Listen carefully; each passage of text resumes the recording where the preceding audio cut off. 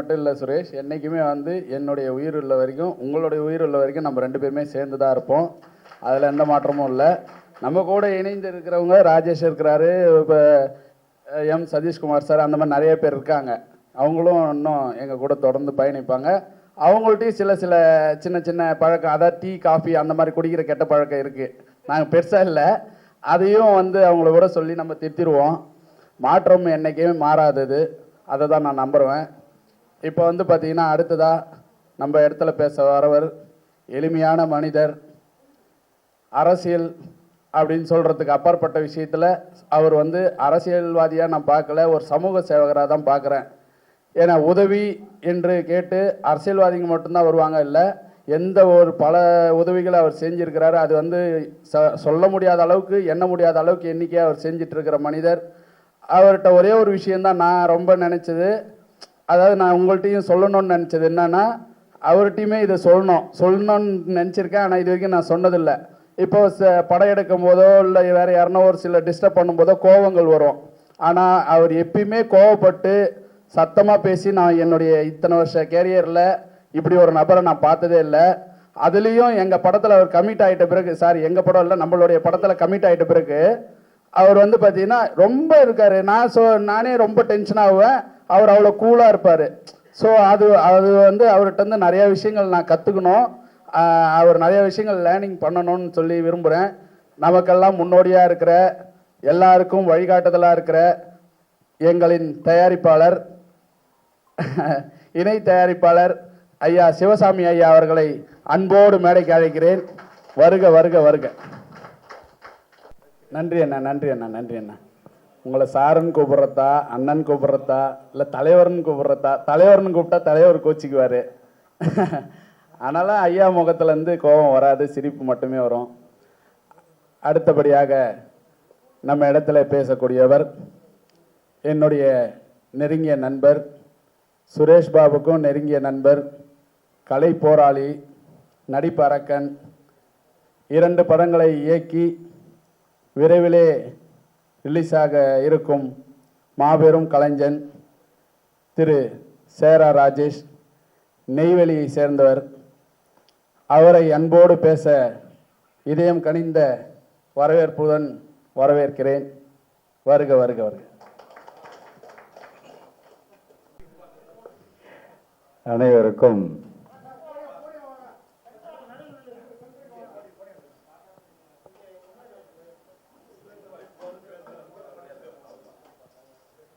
அனைவருக்கும் என் முதற்கண் வணக்கம். இந்த ஊடகங்களில் தான் இந்த படத்தை வெற்றி படமாக ஆக்கணும். அதுக்கு முன்னாடி இந்த படத்தோட சின்ன விஷயங்கள் தான். எங்களை வந்து மாமா சொன்ன மாதிரி கூப்பிட்டாரு சுரேஷ் தம்பி, நாங்கள் சினிமாவில் எங்களுக்கு செட் ஆகாதுப்பா, நிறைய தொழில் பண்ணுறோம் அப்படின்னா. ஆனால் அவர் நம்பி ஏன்னா வேற ஒருத்தரை நம்பி தான் இதில் ஆரம்பிச்சிட்டாங்க. அதில் 4 பேர், நன்னாரி வினோத்து, அவர் மொத்தம் 4 பேர் தான். அப்போ நடராஜ் சார் கூட இருந்தார். பூஜைக்கு தான் நாங்கள் போனோம். அவர் ஒரு குறிப்பிட்ட ஸ்டேஜ் வந்தோடனே இங்கே பாதி கால்வாசி படம் வந்துச்சு நினைக்கிறேன். ஒரு 25-30% படம் வந்ததை எடுத்தது வந்து அவர் விலகி போயிட்டார். அதுக்கப்புறம் தான் நம்ம தலைவரும் பண்ணணுன்னாரு. அதேமாதிரி இது தம்பி வந்து நான் ஏதாவது சாதிக்கணும் அப்படின்ற வெறி அவருக்காக முழுக்க நான் உண்மையை சொன்னால் நம்ம டைரக்டருக்காக தான் நாங்கள் இதில் வந்தோம். உண்மையான விஷயம் அதுதான். அதனால் அதுக்கப்புறம் நான் சந்தோஷ் ஏற்கனவே வந்து எனக்கு கோயிலுக்கு ஒரு 3 சாங் பண்ணி கொடுத்துருக்காரு. அப்புறம் யார் மியூசிக் டைரக்டர்னு கேட்டேன். பூவரசனையும் கூப்பிட்டு ஒரு சாங் இங்கே பண்ணி கொடுப்பேன். எனக்கு கோயிலுக்கு 3 சாங் பண்ணி கொடுத்துருக்காரு. அப்புறம் இந்த கதையை கேட்ட உடனே என்னென்னா, நிஜமாகவே எனக்கே நடந்த மாதிரி இருந்தது. அந்த ஸ்டோரி, கோயில் ஸ்டோரி வந்து ஒரிஜினலாக நான் கோயில் கட்டி அந்த இடத்துல என்னை கட்ட விடாமல் 8 வருஷம் கழிச்சு தான் திரும்பி அதை கட்டி கும்பாபிஷேகம் பண்ணேன். ஒரு 3-4 கோடி ஆச்சு. அதே மாதிரி இருந்தது, அதுவும் பிடிச்சிருந்தது. இது மட்டும் இல்லாமல் இதில் நடித்த நடிகர்கள் இந்த ரிவ்யூ பார்க்கும்போது பெஸ்ட்டு ஆக்டர்னா உண்மையை சொல்ல இந்த பாப்பா தான். ஏன்னா பக்கா அந்த சீன் வந்தாவே அழுகிற மாதிரி தான் இருக்கு. எல்லாருமே நல்லா நடிச்சிருக்காங்க. மாஸ்டர் கூட நிறைய சண்டை போட்டிருக்காரு. ஏன்னா மாஸ்டர் சொல்லனா கோச்சிக்குவார். அவர் அந்த ஃபைட் சீனில் இருக்கார். அண்ணனும் நிறைய உதவி பண்ணியிருக்காங்க. இவர் மட்டும் இல்லை, அங்கே நிறைய பேர் நிறைய உதவி பண்ணியிருக்காங்க. அனைத்து நண்பர்களுக்கும் எனக்கு மனமார்ந்த நன்றியை தெரிவிச்சுக்கிறேன். அதே மாதிரி இந்த படத்தில் வந்து நான் ஒரு சின்ன ஒரு கடுகு தான். இது முழு வேலையும் பார்த்தது தலைவர் தான். நான் பணம் கொடுத்தது மட்டும்தான். நான் மற்ற வேலைக்கெல்லாம் நான் போகல. நிறைய ரிஸ்க் எடுத்திருக்காரு. முழு நேரம் அங்கேயே உட்காந்து வேலை செய்கிறது. நான் கொஞ்சம் ஜாலியான ஆள், நான் போயிடுவேன். அவர் தான் முழு வேலையும் பார்த்துருக்காரு. இந்த பெருமை எல்லாம் அவருக்கு தான் சேரணும். இந்த படம் பெரிய வெற்றி படமாக அமைகிறதுக்கு இன்னும் நான் என்ன செய்யணுன்றது அவங்க சொன்னாங்கன்னா அதை நான் செஞ்சிருவேன். அதேமாரி ஆடியோ லான்ச்சுக்கு செலிபிரிட்டி வர வைக்கிறேன்னு இருக்காரு. அதையும் நான் 2-3 ட்ரிப் பேசியிருக்கேன். அதையும் வர வச்சிருவோம். இந்த மீடியா நண்பர்கள் தயவு செய்து உங்கள் அளவுக்கு எவ்வளோ எஃபெக்ட் போட்டு எங்களை காப்பாற்ற முடியுமோ காப்பாற்றி கொடுக்குமாறு அன்போடு வேண்டிக் கொள்கிறேன். எனக்கு வாய்ப்பு அளித்ததுக்கு நன்றி. அடுத்ததாக இந்த படத்தினுடைய கதாநாயகன் இயக்குனர் சுரேஷ் பாபு அவர்களை பேச அழைக்கிறேன்.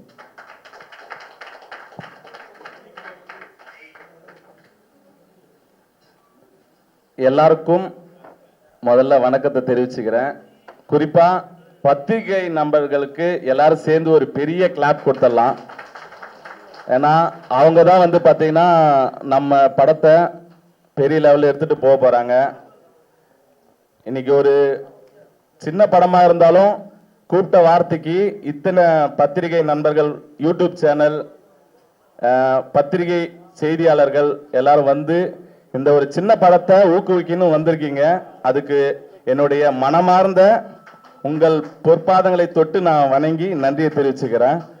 அதுக்கப்புறம் நம்ம டீம்ல இருந்து வந்த எல்லாருக்கும் நிறைய வேலை இருக்கு. எல்லாருக்கும் அதை விட்டுட்டு நம்ம இந்த படத்துக்காக வரணும், இந்த படத்துக்காக வந்து நிக்கணும்னு சொல்லிட்டு வந்த உங்க எல்லாருக்கும் முதற்கண் என்னுடைய நன்றியை தெரிவிச்சுக்கிறேன். அதுக்கப்புறம் மேடையில் உட்காந்துட்டு இருக்கிற விஐபிஸ், குறிப்பா நம்ம கூல் சுரேஷ் சார் வந்து அவருக்கு மிகப்பெரிய ஒரு கிளாப் பண்ணிடலாம். இன்னைக்கு அவர் தான் இன்ஸ்பெக்டர் சூர்யா. ஆக்சுவலா அவரும் ஷூட்டிங் விட்டுட்டு தான் வந்திருக்காரு. நம்ம கூட்ட வார்த்தை ஒரு சின்ன படம் அப்படி நினைக்காம நம்ம கூப்பிட்ட அந்த ஒரு வார்த்தைக்கு நமக்கு மதிப்பு கொடுத்து மரியாதை கொடுத்து ரெஸ்பெக்ட் கொடுத்து வந்து நம்ம மேடையில் உட்காந்து ஒரு இன்ஸ்பெக்டர் சூர்யாவா வந்து உட்காந்து நம்ம இந்த ஸ்டேஜையே பெருமைப்படுத்தியிருக்காரு. எனக்கு அவர்கிட்ட எவ்வளோ நன்றியை சொன்னாலும் தகாது. அடுத்தது இந்த படம் பார்த்தீங்கன்னா அதுக்கு முன்னாடி ஒரு சின்ன ஒரு விஷயத்த சொல்லணும். ஒரு நாட்டோட முதுகெலும்பு அப்படின்னு சொன்னா விவசாயம். விவசாயம் இல்லைன்னா நாடு கிடையாது. அந்த விவசாயத்துக்கு ஒரு முதுகெலும்பு அப்படின்னு சொன்னா தண்ணி. தண்ணி இல்லைன்னா விவசாயம் பண்ண முடியாது. அந்த தண்ணியை உருவாக்குற கிணத்து வேலை செய்யற சாதாரண ஒரு வீட்டில இருந்து வந்தவன் தான் நான். ஸோ நிறைய தொழில் செய்யற மக்கள் நம்ம நாட்டில் இருக்காங்க. அதுல குறிப்பா இந்த கிணத்து வேலை செய்யறவங்க பத்தி பெருசா எந்த பத்திரிகையிலும் எந்த நியூஸ் யூடியூப் சேனல்லாம் பார்த்துருக்க மாட்டீங்க பெருசா. ஏன்னா ஒரு விவசாயிக்கு ஏதோ ஒரு பிரச்சனை, விவசாயி தற்கொலை பண்ணிட்டா, கடன் கட்ட முடியாம தற்கொலை பண்ணிட்டாங்க, இல்ல ஏதாவது ஆபத்து ஆயிடுச்சுன்னா அது பெரிய நியூஸா வரும், இல்ல மத்த எதுலான வரும். பட் கிணத்து வேலை செய்யறப்பையும் நிறைய ஆபத்து வருது. அதுல எல்லாம் விழுந்து நிறைய பேர் இறந்து இருக்கிறாங்க. அவங்கள பத்தி பெருசா இங்க தெரியாது. அப்போ நான் இன்னும் ஒரு 25 வருஷத்துக்கு முன்னாடி பார்த்தேன்னா 25 வருஷத்துக்கு முன்னாடி பார்த்தீங்கன்னா எங்களுக்குன்னு ஒரு வீடு கிடையாது. நாங்க நாடோடிகள் மாதிரி எங்க கிணத்து வேலை கிடைக்குதோ அங்க ஒரு குடிசை போட்டு அங்க உட்காந்து நாங்க வேலை செஞ்சுட்டு அப்பா அம்மா தாத்தா இப்படிதான் இருந்தாங்க. நம்மளுக்குன்னு ஒரு அங்கீகாரம் கிடையாது. அப்படியே எங்க வேலை செய்யுதோ அப்படியே போயிட்டே இருப்போம். நாங்க எனக்கு கருத்து தெரிஞ்சு மாட்டு கொட்டாயில உட்காந்துட்டு பக்கத்துல மாடு சாணம் ஸ்மெல் இருக்கும், பக்கத்துலயே உட்காந்து சாப்பிட்டு இருக்கோம். நாங்க வீடு கிடையாது அப்போ. ஆனா அப்பா வந்து கஷ்டப்பட்டு நாம தான் இப்படி இருக்கோம், நம்ம சந்ததியோட இது முடிஞ்சிடணும், இதுக்கப்புறம் வந்து நம்ம புள்ள வந்து கிணத்து வேலை செய்யக்கூடாதுன்னு அப்பா நினைச்சாரு. அப்பா சொன்ன வார்த்தைய அம்மா தான் சாதிச்சு காட்டினாங்க. என்னை படிக்க வச்சாங்க. முதல்ல எங்க ஆளுங்கள்ல 10வது படிச்ச ஆள் நான் தான். 10வது படிச்ச ஆள் நான் தான். அப்பா சொல்லிட்டு அப்பா சாமி கிட்ட போயிட்டாரு. 22 வருஷம் ஆகுது. அப்பா சொன்ன வார்த்தையை புள்ளைய நல்லா படிக்க வச்சு கிணத்து வேலை செய்யக்கூடாது அப்படின்னு சொல்லி அம்மா கிட்ட சொன்ன வார்த்தையை அம்மா வந்து ஒரு தாய் தான் இருந்து இது எல்லாத்தையும் சாதிச்சு காட்டுங்க. ஒரே ஒரு பெண்மணி தான், சப்போர்ட்டுக்கு யாருமே கிடையாது. படிக்க வச்சு 10வதுல ஒரு நல்ல ஃபர்ஸ்ட் ரேங்க் தான் எடுப்பேன். நான் ஃபர்ஸ்ட் ரேங்க் ஹோல்டர் நான் ஆக்சுவலா. அதுக்கு மேல ஆனா படிக்க முடியல, குடும்ப சூழ்நிலை படிக்க முடியல. ஒரு படிக்கணும்னா ஒரு இடத்துல தாங்கணும். இப்ப நாடோடிகள் படிக்க முடியாது, ஒரு ஊரா போயிட்டே இருப்பாங்க. பட் படிக்கணும்னா ஒரு வீடு எடுக்கணும். வீடு எடுக்கணும்னா ஒரு ஸ்கூல் இருக்கிற இடமா பார்க்கணும். அப்போ பவித்ரன்ற கிராமத்துல அங்க ஸ்கூல் பக்கத்துல இருக்கிறதால ஒரு வீடு வாங்கி கொடுத்தாரு அப்பா. அந்த வீட்டுல இருந்து தான் படிச்சேன். அதுக்கப்புறம் ஒரு மொபைல் ஷாப் ஸ்டுடியோ வச்சேன். அப்புறம் எனக்கு டான்ஸ்ல கொஞ்சம் இன்ட்ரெஸ்ட். நிறைய ஸ்கூலுக்கு வந்து டான்ஸ் மாஸ்டரா இருந்தேன். கவர்மெண்ட் ஸ்கூலுக்குலாம் டான்ஸ் மாஸ்டரா இருந்தேன். அதுக்கப்புறம் படிப்படியா நான் டான்ஸ் பண்றதை பார்த்து நிறைய வாய்ப்பு வந்துச்சு. நிறைய ஸ்கூல்ல வந்து டான்ஸ் கற்றுக் கொடுக்க எனக்கு வாய்ப்பு கிடைச்சிச்சு. அப்போ நிறைய பேர் சொன்னாங்க, நீங்க ஏன் சினிமாவில் ட்ரை பண்ணக்கூடாதுன்னு சொன்னாங்க. பட் எனக்கு சினிமாவில் பெருசா இன்ட்ரெஸ்ட் இல்லை, சினிமாவுக்கு வரக்கூடாதுன்னு இருந்தேன். பட் நிறைய பேருடைய உந்துதல் காரணமா நான் வந்து சினிமாவில் வந்து 2016 அடங்கா பசங்கன்னு ஒரு படத்துல ஹீரோவா நடிச்சு ரிலீஸ் ஆயிடுச்சு. அதுக்கப்புறம் பாத்தீங்கன்னா ஒரு ஷார்ட் பிலிம் பண்ணலான்னு சொல்லிட்டு ஒரு அசிஸ்டன்ட் டைரக்டர் போயிட்டு ஒரு கதை சொன்ன. அப்போ அவர் கூப்பிட்டு சொன்னாரு, நீங்க நடிக்க வந்திருக்கீங்க, நடிக்கிற வேலையை மட்டும் பாருங்க, டைரக்ஷனா என்ன தெரியுமான்னு கேட்டாரு. அந்த கேட்ட ஒரு வார்த்தை தான் இன்னைக்கு இந்த படத்தை உருவாக்கிச்சு. ஏன்னா 4 பேர் நம்மளை பாராட்டினா கூட வளர முடியாது, ஒரு நெகட்டிவால தான் நம்மள மேல வர முடியும். ஏன்னா பிளஸ் மைனஸ் சேர்ந்தாதான் பல்ப் எரியும். பிளஸ் மட்டும் ஃபுல்லா இருந்தா 99% இருந்தாலும் ஒரு சின்ன நெகட்டிவ் கீழே இருந்து எடுத்தாதான் லைட் எரியும். அப்போ நிறைய ரிஜெக்ஷன். ஏன்னா நான் ஒரு சின்ன கிராமத்துல இருக்கேன். கிராமத்துல இருந்து இவன் எப்படி படம் பண்ணுவான் பார்த்தலாம். திருவண்ணாமலையில எனக்கு நிறைய போட்டி, இவன் வரக்கூடாது, எவ்வளவு அழுத்தம், இவன் எப்படி படம் பண்ணிடுவான் பார்த்தலாம். நிறைய பேர் நம்ம கூட இருந்துட்டு நிறைய பேர் குழி பரப்பாங்க, இவன் பண்ணக்கூடாது. நம்ம சிட்டியில இருக்கோம், சிட்டில இருந்து நாம படம் பண்ணணும், இவன் படம் பண்ணக்கூடாது அப்படின்னு சொல்லிட்டு நிறைய போராட்டம். அதுக்கு எனக்கு கூடயா இருந்த என்னுடைய ஆர்வ நண்பன் நன்னாரி வினோத்தை வந்து இங்க நிக்க வைக்கணும்னு ஆசைப்படுறேன். நாங்க ஆக்சுவலா ஷார்ட் பிலிம் பண்ணோம். ஷார்ட் பிலிம் பண்ணிட்டு நிறைய ஃபெஸ்டிவல்ல போயிட்டு நிறைய அவார்ட் வாங்கினோம். அப்போ நான் சொன்னேன், ஷார்ட் பிலிம் இப்படிதான் நின்றுட்டு ஒரு ஸ்டேஜ்ல சொன்னேன், எனக்கு நன்னாரி வினோத் என் நண்பன் மாதிரி ஒரு 4 பேர் இருந்தா நான் படத்தை எடுத்து காட்டுறேன்னு சொன்னேன். ஷார்ட் பிலிம் இப்பவும் நான் யூடியூப்ல சர்ச் பண்ணா இருக்கும். இன்னைக்கு இப்பவும் கூட நிக்கிறேன். ஆனா எங்க 2 பேரும் பிரிக்கிறதுக்கு கிட்டத்தட்ட எவ்வளவு பேர் முயற்சி பண்ணாங்க, ஒண்ணுமே பண்ண முடியல. இப்பவும் நாங்க நிக்கிறோம். நேத்து 12-1 மணி வரைக்கும் கிட்டத்தட்ட 1 வாரமே எங்களுக்கு தூக்கம் இல்லை. எனக்கும் உடம்பு சரியில்லை, சளி பிடிச்சிட்டு இப்ப கூட என்னால பேச முடியல, தலைவலி. 1 வாரமா நாங்க 2 பேருமே கஷ்டப்பட்டுட்டு தூக்கம் இல்லை. இந்த ப்ரோக்ராம் ரெடி பண்றதுக்கு ஃபியூ டேஸ்லயே வந்து ரெடி பண்ணணும்னு சொல்லிட்டாங்க. அப்போ என்ன பண்றதுன்னு தெரியல. இந்த குறிப்பிட்ட நாள்ல எல்லாத்தையும் ரெடி பண்ணி எல்லாத்தையும் முடிச்சு இன்னைக்கு இங்க நிக்கிற வரைக்கும் நாங்க ஓடிட்டே தான். அந்த நைட்ல தூங்கல சரியா. அப்போ நாங்க ஷார்ட் பிலிம்ல எப்படி ஒன்னா இருந்து அந்த ஷார்ட் பிலிம் முடிச்சுமோ அதுவும் அப்படிதான். காம்படிஷனுக்கு வந்து நைட்டு 12 மணிக்கு லாஸ்ட் டேட், லாஸ்ட் டைம். அது வரைக்குமே போராடி ஷார்ட் பிலிம் அனுப்பி கேரளா ஃபெஸ்டிவல்ல மேக் ஃப்ரேம்ன்ற ஒரு ஃபெஸ்டிவல்ல பிஞ்சு மனசுன்னு ஒரு ஷார்ட் பிலிம் பண்ணி அது வந்து தமிழ்நாடு கேட்டகரியில ஃபர்ஸ்ட் பிரைஸ் வாங்கிச்சு. International festival make frame. அதுல வந்து 2வது பிரைஸ் மலேசியால இருந்து ஒரு லேடி டைரக்டர் திராட்சைன்னு ஒருத்தர் வாங்கினாங்க. நாங்க ஃபர்ஸ்ட் பிரைஸ் வாங்கினோம். அதுல பெருசா வந்து நாங்க எதுவுமே செலவு பண்ணல, ஒரு 0 இன்வெஸ்ட்மெண்ட்ல நாங்க அந்த அவார்ட் வாங்கினோம். அப்போ ஷார்ட் பிலிம் பண்ண முடிஞ்சா நம்மளையா பெரிய படம் பண்ண முடியாதுன்னு சொல்லிட்டு அப்போ எங்களுக்கு ஊக்கம் கொடுத்தாரு எங்க சிவசாமி மாமா. அவர் வந்து அந்த ஷார்ட் பிலிம்ல இருந்து ஊக்கப்படுத்தி, நீ உனக்கு என்ன சப்போர்ட் வேணுமோ நான் கூட நிக்கிறேன்னாங்க. மோஸ்ட் இம்பார்ட்டன்ட் பீப்புள்ஸ் எல்லாம் நிறைய விஐபி எல்லாம் வந்து எங்களுக்கு ஆதரவு கொடுத்தாங்க. நெய்வேலியில இருந்து ஜீவ் பாஸ்கர் சார், நிறைய பேர், எத்தனை பேர் சொல்லலாம். அவர்லாம் எனக்கு நெய்வேலி எங்க இருக்கு, திருவண்ணாமலை எங்க இருக்கு, எனக்காகலாம் வந்து நின்னாங்க, ஆரம்பிச்சு விட்டாங்க. எங்க சித்தப்பாங்கெல்லாம் இருக்காங்க, தேவேந்திரன் சித்தப்பா, முத்து சாரு, சேட்டு சித்தப்பா, என் சகல வந்திருக்காரு. எல்லாருமே இது போல பேர் சொல்லணும்னா எவ்வளவு பேர் சொல்லலாம். இதுக்கு முக்கியமான காரணமா நாங்க வந்து கேட்டப்போ நடராஜ் சார்லாம் வந்து எங்களுக்கு ஒரு தங்கறதுக்கு இடம் கொடுங்கன்னு சொல்லிட்டு கேட்டோம். 10 நாள் அவர் சொன்ன மாதிரி 10 நாள் 15 நாள் தான் கேட்டோம். ஆனா கிட்டத்தட்ட ரொம்ப நாள் 45 நாள் கிட்ட நாங்கள் அவர்கிட்ட யூஸ் பண்ணோம். அவர் எந்த முகசுழிப்பு இல்லாமல் எங்களுக்கு கூட இருந்து சப்போர்ட் பண்ணி இன்னைக்கு ஒரு படமாக வந்திருக்கு. இந்த படத்தை பற்றி நான் எதுவுமே சொல்லலை. நான் இது வரைக்கும் பேசினேன் படத்துடைய கதையை எதுவுமே சொல்லலை. மக்களாகிய நீங்கள் தான் இந்த படத்தை பார்த்துட்டு எப்படி இருக்குன்றத சொல்லணும். நான் வந்து இது வரைக்கும் உலக வரலாற்றிலே வராத படத்தை நான் எடுத்திருக்கேன்லாம் சொல்ல மாட்டேன். ஏன்னா எல்லா கதையும் எம்ஜிஆர் காலத்திலும் ரஜினி காலத்திலையும் விஜய் காலத்திலையும் பண்ணிட்டாங்க. அதில் நாங்கள் என்ன பண்ணோம் பெஸ்ட்டாக மக்களுக்கு என்ன பண்ணோம்? ஏன்னா நாங்கள் ஒரு படம் பண்ணுறப்பையும் ஒரு ஷார்ட் ஃபிலிம் பண்ணுறப்போ ஒரு மாற்றத்தை உருவாக்கணும்னு நினைக்கிறோம். வந்தோமா ஒரு படம் பண்ணோமா போனோமான்னு இருக்கக்கூடாது. அந்த படத்தால ஒரு 4 பேராவது ஏதாவது ஒரு மாற்றம் வரட்டுமே அப்படின்னு நாங்கள் நினைப்போம். ஏன்னா நாங்கள் பிஞ்சு மனசு ஷார்ட் ஃபிலிம் பண்ணுறப்ப சிகரெட்டை பற்றி நாங்கள் ஒரு விழிப்புணர்வு எடுத்தோம். அதனால ஒரு 4-5 பேர் சிகரெட்டு பிடிக்கிறதே விட்டுட்டாங்க. இது பெரிய கிளாப்பே நீங்கள் பண்ணலாம். என்கிட்ட வந்து சொல்லிட்டு ஒரு குழந்தை நான் சிகரெட் பிடிக்கிறத பார்த்துட்டு ஒரு குழந்தை முன்னாடி அவங்க வருங்காலத்தில் சிகரெட் பிடிப்பாங்களோன்னு பயந்துட்டு நான் நிறுத்திட்டேன்னு சொல்லிட்டு அந்த ஆடியோலாம் யூடியூப்லேயே இருக்கு. அப்போ ஒரு மாற்றத்தை உருவாக்கணும். அதே போல ஒரு 5 ரூபாய் காயின் பிஞ்சு மனசு பார்ட் 2ன்னு ஒன்று பண்ணோம். 5 ரூபாய் காயின் ஒரு நம்ம தெரியாம ஒரு கடையில் வாங்கிட்டோம், அதை திருப்பி கொடுக்கணும் அப்படின்ற விஷயத்த சொல்லி ஒரு போலீஸ் லஞ்சம் வாங்குறத நிறுத்தணும், அதுக்கும் அவார்டு வாங்கணும். அதுலயும் நிறைய பேர் திரும்பினாங்க.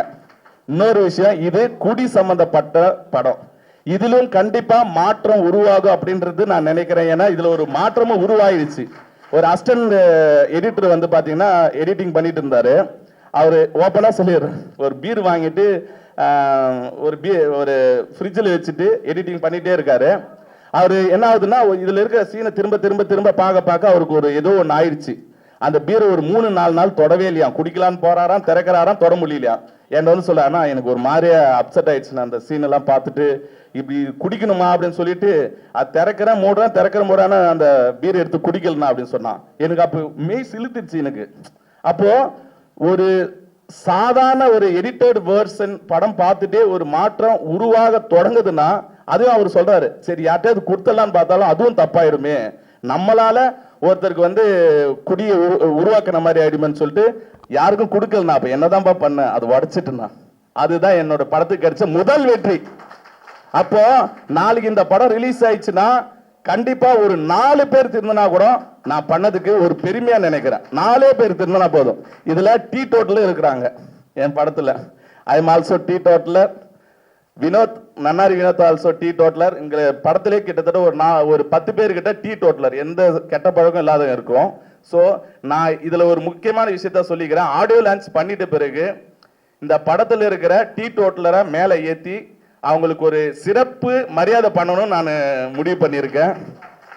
அப்போ பார்த்தீங்கன்னா இந்த படத்தை பார்த்துட்டு திருந்திட்டேன் குடிக்க மாட்டேன் அப்படின்னு சொல்லிட்டு முடிவு எடுத்திருந்தா அவங்களுக்கு தனியா ஒரு ப்ரெஷ் ஷோ வச்சு அவங்களுக்கு ஒரு பாராட்டு விழா வைக்கலாம் அப்படின்ற மாதிரி முடிவு பண்ணியிருக்கேன். ஸோ நம்ம வந்தோமா ஒரு டைரக்டரா வந்து படம் பண்ணோமா சம்பாதிச்சோமா வியாபாரம் பண்ணோமா அப்படின்னு போகாம சமுதாயத்துல ஏதாவது ஒரு மாற்றத்தை உருவாக்க என்னால முடிஞ்சதை நான் எடுத்து வைக்கணும்னு நடிச்சு இந்த படத்தை எடுத்திருக்கோம்.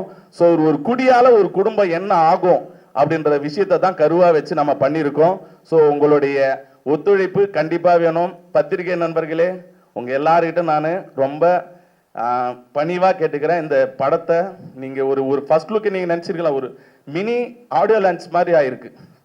கரெக்டுங்களா? அதை செஞ்ச ப்ரொடியூசர் வடிவேலனுக்கெல்லாம் ஒரு மிகப்பெரிய கிளாப் பண்ணலாம். ஏன்னா எங்களை நம்பி அவர் கூட நின்று, எங்க அண்ணன், ஆக்சுவலா வடிவேலன் எங்க அண்ணன், என்னோட சகோதரர், அவர் வந்து நீ பண்ணுப்பா உனக்கு என்ன வேணுமா பண்ணுன்னு சொல்லி எனக்கு எவ்வளோ ஃப்ரீடம் கொடுத்து வடிவேலன் எங்க மாமாலாம் வந்து கூட வந்து எங்க சித்தப்பா கூட இருக்க எல்லாரும் வந்து ஒத்துழைச்சு இந்த ஒரு படமா உருவாக்கி இருக்கிறோம்.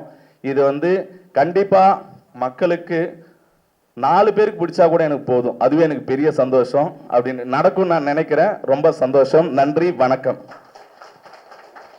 சூப்பர். அனைவருக்கும் எனது பணிவான மதிய வணக்கத்தை தெரிவித்துக் கொண்டு, இந்த திரைப்படம் தயாராகுவதற்கு எவ்வளவு கடினம், எவ்வளவு உழைப்பு என்பதை, அதாவது இயக்குனர் மற்றும் மேனேஜர், இதில் நடித்த நடிகர்கள், ப்ரொடியூசர், இவங்களுக்கு எல்லாம் தெரிஞ்சிருக்குமோ தெரியாது தெரியல. கண்கூடாக நான் பார்த்த விஷயங்கள், கண்கூடாக நான் களத்திலே நின்று பார்த்த விஷயங்கள் நிறைய.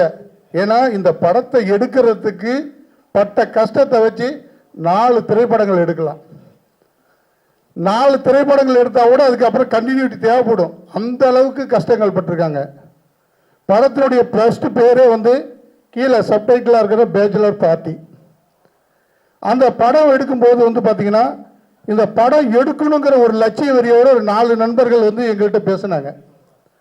பேசும்போது எங்களுக்கு சினிமா ஐடியா இல்லை, எங்களுக்கு சினிமாவுக்கு ரொம்ப தூரம், எங்களுக்கு ஒன்றும் அதில் இல்லை, உங்களுக்கு எதோ நாங்கள் சின்னதாக சப்போர்ட் பண்ண சொல்லி ஒரு 2 லட்ச ரூபா ஒரு கேமராவுக்கு சப்போர்ட் பண்ணுற சொல்லி அந்த உத்தரவாதம் மட்டும்தான் கொடுத்தோம். அப்போ பூஜை போடுறதுக்கு கூப்பிடுறாங்க. அப்போ பூஜை போடுறதுக்கு போகும்போது அந்த இடத்துல அன்னைக்கே நாங்கள் வந்து தயாரிப்புக்கு உண்டான வேலையை ஆரம்பிச்சோன்னு நினைக்கிறேன். ஏன்னா நாங்கள் சாப்பிட்டு கோயில், அதுவும் அண்ணாமலையார் கோயில் வாசலில் ஒரு கடையில் சாப்பிட்டு எல்லாம் வெளியில் வரதுக்குள்ளே எங்களுடைய தயாரிப்பாளர் என்னுடைய மாப்பிள்ளை உடனே எவ்வளோ பில் ஆச்சுன்னு சொல்லி அவர் வாங்கி அந்த பில்லை செட் பண்ணுறாரு. அப்போ வந்து அந்த அண்ணாமலையார் எழுதி வைத்திருப்பாரோ தெரியல, திருவண்ணாமலை மாவட்ட மண்ணில் பிறந்த ஒருவரால் இந்த திருவண்ணாமலை மாவட்டத்தில் எடுக்கக்கூடிய திரைப்படம், இந்த படம் உருவாக வேண்டும். ஆனால் உண்மையாக சொல்ல போனால் இதில் வந்து இந்த படத்தில் வந்த கதை, ஏன்னா இந்த கதை எழுதும்போது என்ன நினைச்சு எழுதுனாங்களோ தெரியல, இதில் வந்து பார்த்தீங்கன்னா 40% உண்மை கதை. 40% உண்மை கதை. ஏன்னா நான் இந்த படத்தினுடைய பிரிவு பார்த்ததே ஒரு, அதாவது இன்னைக்கு பார்ப்பேன், திருப்பி சாயந்தரம் பார்ப்பேன், நாளைக்கு பார்ப்பேன், திட்டத்தட்ட 10 ட்ரிப் பார்த்துட்டேன். போர் அடிக்காமல் இருந்தது. அதுக்கப்புறம் பார்த்தீங்கன்னா கடைசியாக அது சில வேலைகள்லாம் பண்ணி அதெல்லாம் இதெல்லாம் வச்சா நல்லா இருக்குன்னு சொல்லி அது மாற்றி வச்சுருக்காங்க. அதே போல் இந்த படம் உருவாவதற்கு 2 லட்ச ரூபா வச்சு பண்ண முடியுமா? தெரியாது. அப்போ உள்ளே வந்த பிறகு தான், நான் வேடிக்கை வைக்க வந்த பிறகு தான், அதாவது இந்த தம்பி ஜெயராமன் போலீஸ் கேரக்டர், அவர் எடுத்து அந்த நுழைக்க விட்டு அவர் நடிக்கும்போது, ஏன்னா நான் நடிக்கிறது சரியாக இருக்கணும்னு வானார் கூப்பிடுவார். பார்க்கும்போது அந்த இடத்துல பட்ட வேதனைகளை நான் பார்த்தேன், பட்ட கஷ்டங்களை நான் பார்த்தேன். அந்த கஷ்டங்கள் எல்லாமே வந்து பார்த்தீங்கன்னா இந்த சமூகத்தில் இந்த ஏழை எளிய மக்கள் வாழக்கூடிய இடத்துல இவர்களை உயர்த்துவதற்காக ஒரு அரசியல் இயக்கத்தை நடத்தி வருகிறோம். ஆனால் இதுவும் ஒரு கஷ்டம்தான் என்று என்னுடைய மாப்பிள்ளை கிட்ட சொன்னேன். என்ன மாமா, சினிமாவுக்கு நம்மளுக்கு ரொம்ப தூரமாச்சு, எப்படி மாமான்னாரு. அப்புறம் சொன்ன கதையை சொன்னோம். சரி மாமா பண்ணலான்னாரு. அதுக்கு முன்னாடி என்ன பண்ணியிருக்காங்க, இப்போ நடராஜ் சார் எல்லாம் சொல்லவே வேண்டியதில்லை. ஏன்னா அந்த இடத்துல வந்து பார்த்தீங்கன்னா கல்யாண மண்டபத்தோடு தங்கு விடுதி இருக்கு. அதில் வந்து கணக்கு வழக்கு பார்த்தா அது எங்கேயோ போகும். அவர் வந்து பார்த்தீங்கன்னா எந்த ஒரு இதில் அந்த பசங்க வளர்றாங்க, வளரட்டும் சொல்லி அதாவது பெரிய மனசுத்தனம் கொடுத்து மற்ற சில உதவிகளும் செஞ்சிருக்காரு. அது மட்டும் இல்லை, இப்போ தேவேந்திர சாரு, சேட்டு சாரு இவங்கெல்லாம் வந்து அன்னைக்கு கிரவுட் பண்ணா கொஞ்சம் கொடுத்து, இன்னும் அதாவது நம்ம நன்னாரி வினோத் மூலமா நிறைய பேர் இதில் நடித்தவங்களும் சரி கொஞ்சம் போட்டிருக்காங்க. அதையும் தாண்டி சாப்பாடு வேணும் இல்லையா, அந்த பாப்பா வந்திருக்காங்க பாருங்க, இந்த சதீஷோட மனைவி, அவங்களோட உடம்ப பாருங்க, அத்தனை பேர்த்து வீட்டில் இருக்கணும். அவங்க சமைச்சு அந்த சாப்பாடை வந்து கொடுக்கணும், வீட்டிலேருந்து எடுத்து கொடுக்கணும். அந்த சாப்பாடு சமைக்கும் போது பார்த்தீங்கன்னா அவங்க உடல்நல சதியில் உடல்நல பாதிப்பு, அந்த நேரத்திலையும் சமைச்சு கொடுத்து அதெல்லாம் நான் பார்க்குறேன். ஏன்னா அந்த வீட்டில் நான் வேடிக்கை பார்க்கும்போது ஒரு நேரம் சாப்பிட போகிறேன். அப்போ அந்த அவங்க சமைச்ச சாப்பாடு நான் என் கையால் சாப்பிட்ருக்கேன். அது அவங்களுடைய கஷ்டங்களை பார்த்துருக்கேன், அந்த இடத்துல வேதனைகளை பார்த்துருக்கேன். அந்த வேதனைகள் எல்லாத்தையும் உருவாக்கி தான் இந்த பிரபஞ்சம். ஏதாவது என்னுடைய மாப்பிள்ளை என்னன்னா, ஒரு கொடி ஒரு கம்பத்தில் பறக்குது. அந்த கொடி பறப்பதற்கு என்ன அவசியம்? அந்த கொடி பறக்கணும். அந்த கொடிகள் தான் இந்த படத்தில் நடித்திருக்கிற கதாநாயகன், இயக்குநர்கள், மியூசிக் டைரக்டர் இவங்கெல்லாம். அந்த கொடி வீசி பறக்கிறதுக்கு அவங்க பறக்கணும்னா காற்று அதிகமாக அடிக்கணும். ஆனால் அந்த கொடியை ஏற்றி விடுற கம்பமாகவும் அந்த நூலாகவும் என்னுடைய மாப்பிள்ளை என்னுடைய வார்த்தையை கேட்டு இந்த இடத்துல இந்த படத்தை தயாரிக்க வந்தார். அப்ப எதுக்கு காசுன்னு கேட்க மாட்டாரு, மாப்பிள்ளை பணம் வேணும் எதுக்குன்னு கேட்க மாட்டார், எவ்வளவு வேணும் பாரு, என்கிட்ட இன்னைக்கு இருக்கு, இல்லை நாளைக்கு வந்து வாங்கிக்க, இந்த வார்த்தை தான் அவருமே தவிர வேற எது வராது. ஏன்னா இதுல எதுக்கு எவ்வளவு செலவு பண்ணிருக்கு அவருக்கு தெரியாது, கேட்கும் போதெல்லாம் கொடுத்தாரு. ஆனா இந்த பிரபஞ்சம் என்ன பண்ணிருக்கு, இந்த படத்தை வந்து ஒரு அழகா ஒரு பிரம்மாண்டமா இந்த அதாவது இந்த பார்த்தீங்கன்னா இந்த பேனரே தெரியும், என்னடா ஒரு செலவு வச்சிருக்காரு, ஒரு போலீஸ் இன்ஸ்பெக்டர் வச்சிருக்காரு. இதுல என்ன வேணும், விவசாயம் வேணுமா, விவசாயம் இருக்கு, போதை பழக்கத்தை ஒழிக்கிற போதை பழக்கம் வேணுமா, போதை பழக்கம் இருக்கு, ஒரு இளைஞர்கள் எப்படி இருக்கக்கூடாது, இப்படி இருந்தால் இதுதான் நடக்கும் என்பது இந்த கதை சொல்லுது. இளைஞர்களை மாற்றி திருத்துவதற்காக நான் சொன்னார், டைரக்டர் சொன்னார், நான் ஒரு கிணறு வெட்டக்கூடிய சமுதாயத்தில் பிறந்து இந்த அளவுக்கு நான் வளர்ந்திருக்கிறேன் அப்படிங்கிற ஒரு விஷயத்தை சொன்னார். உண்மையால் அதுதான் அதான் விவசாயிகளின் முதல் எலும்பு. அதாவது விவசாயத்தை கட்டி காப்பது, அது இன்றைக்கு பிளாட், அதாவது ரியல் எஸ்டேட் மூலமாக அழித்து வருகிறார்கள். அதை அழிக்கக்கூடாது என்பதற்கான கதை இதில் இருக்கிறது.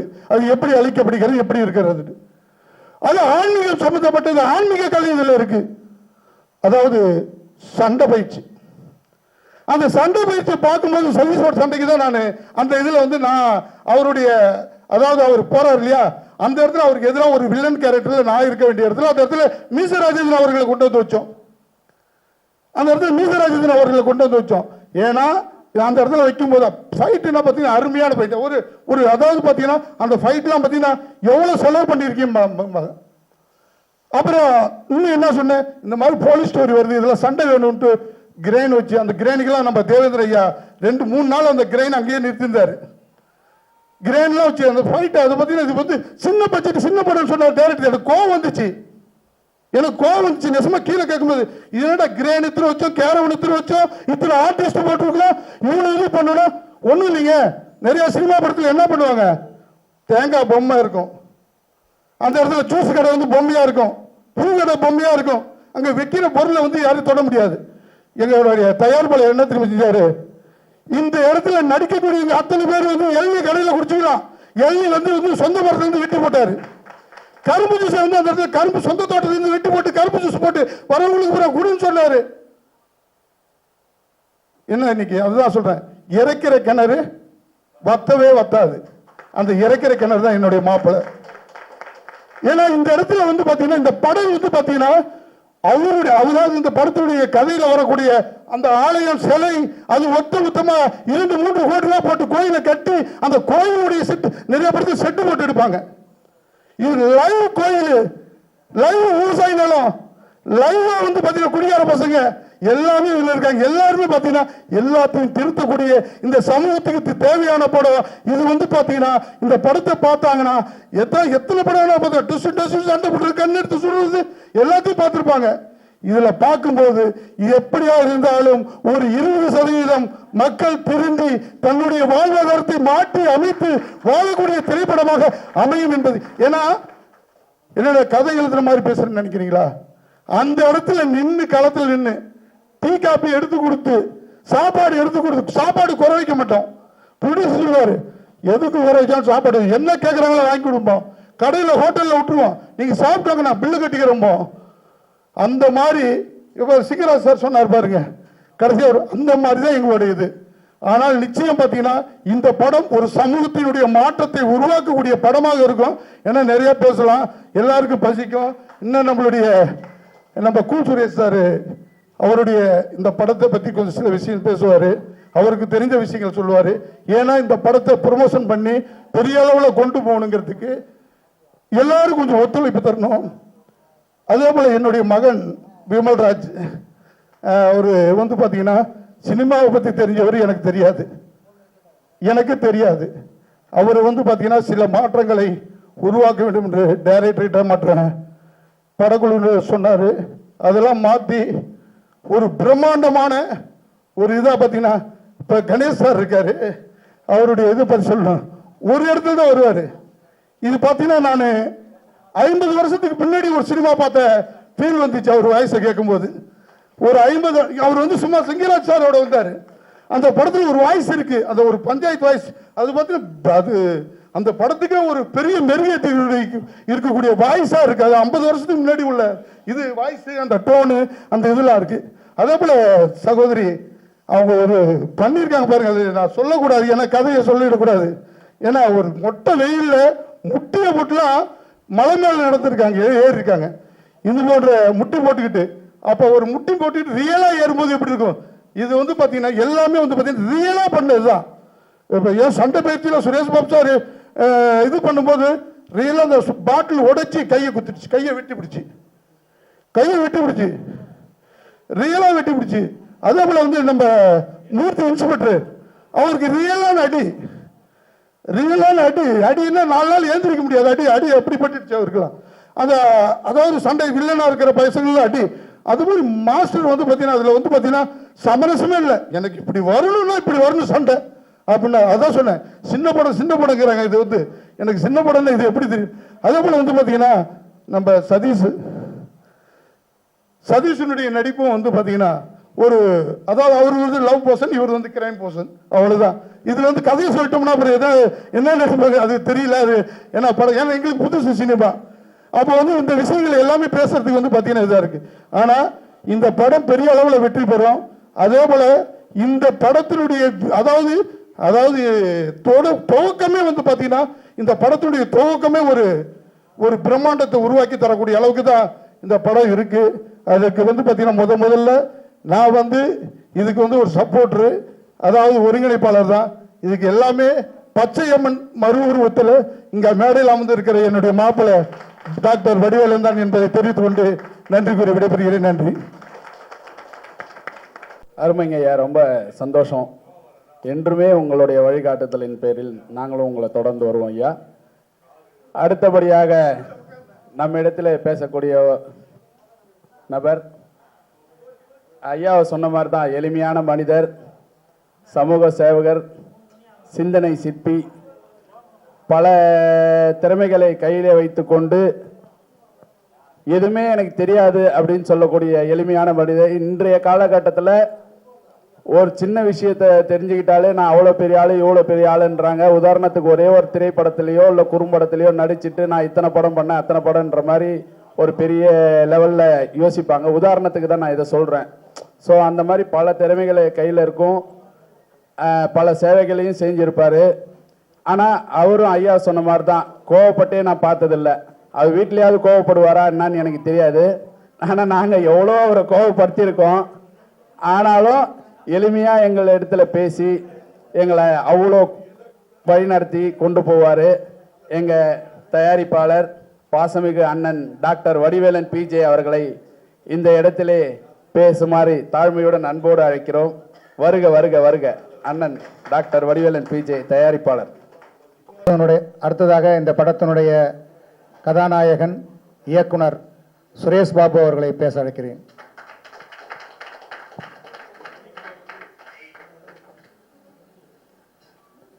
எல்லாருக்கும் முதல்ல வணக்கத்தை தெரிவிச்சுக்கிறேன். குறிப்பா பத்திரிகை நண்பர்களுக்கு எல்லாரும் சேர்ந்து ஒரு பெரிய கிளாப் கொடுத்துடலாம். ஏன்னா அவங்க தான் வந்து பார்த்தீங்கன்னா நம்ம படத்தை பெரிய லெவலில் எடுத்துட்டு போக போறாங்க. இன்னைக்கு ஒரு சின்ன படமா இருந்தாலும் கூப்பிட்ட வார்த்தைக்கு இத்தனை பத்திரிகை நண்பர்கள், யூடியூப் சேனல், பத்திரிகை செய்தியாளர்கள் எல்லாரும் வந்து இந்த ஒரு சின்ன படத்தை ஊக்குவிக்கணும் வந்திருக்கீங்க. அதுக்கு என்னுடைய மனமார்ந்த உங்கள் பொற்பாதங்களை தொட்டு நான் வணங்கி நன்றியை தெரிவிச்சுக்கிறேன். அதுக்கப்புறம் நம்ம டீம்ல இருந்து வந்த எல்லாருக்கும் நிறைய வேலை இருக்கு. எல்லாருக்கும் அதை விட்டுட்டு நம்ம இந்த படத்துக்காக வரணும், இந்த படத்துக்காக வந்து நிக்கணும்னு சொல்லிட்டு வந்த உங்க எல்லாருக்கும் முதற்கண் என்னுடைய நன்றியை தெரிவிச்சுக்கிறேன். அதுக்கப்புறம் மேடையில் உட்காந்துட்டு இருக்கிற விஐபிஸ், குறிப்பா நம்ம கூல் சுரேஷ் சார் வந்து அவருக்கு மிகப்பெரிய ஒரு கிளாப் பண்ணிடலாம். இன்னைக்கு அவர் தான் இன்ஸ்பெக்டர் சூர்யா.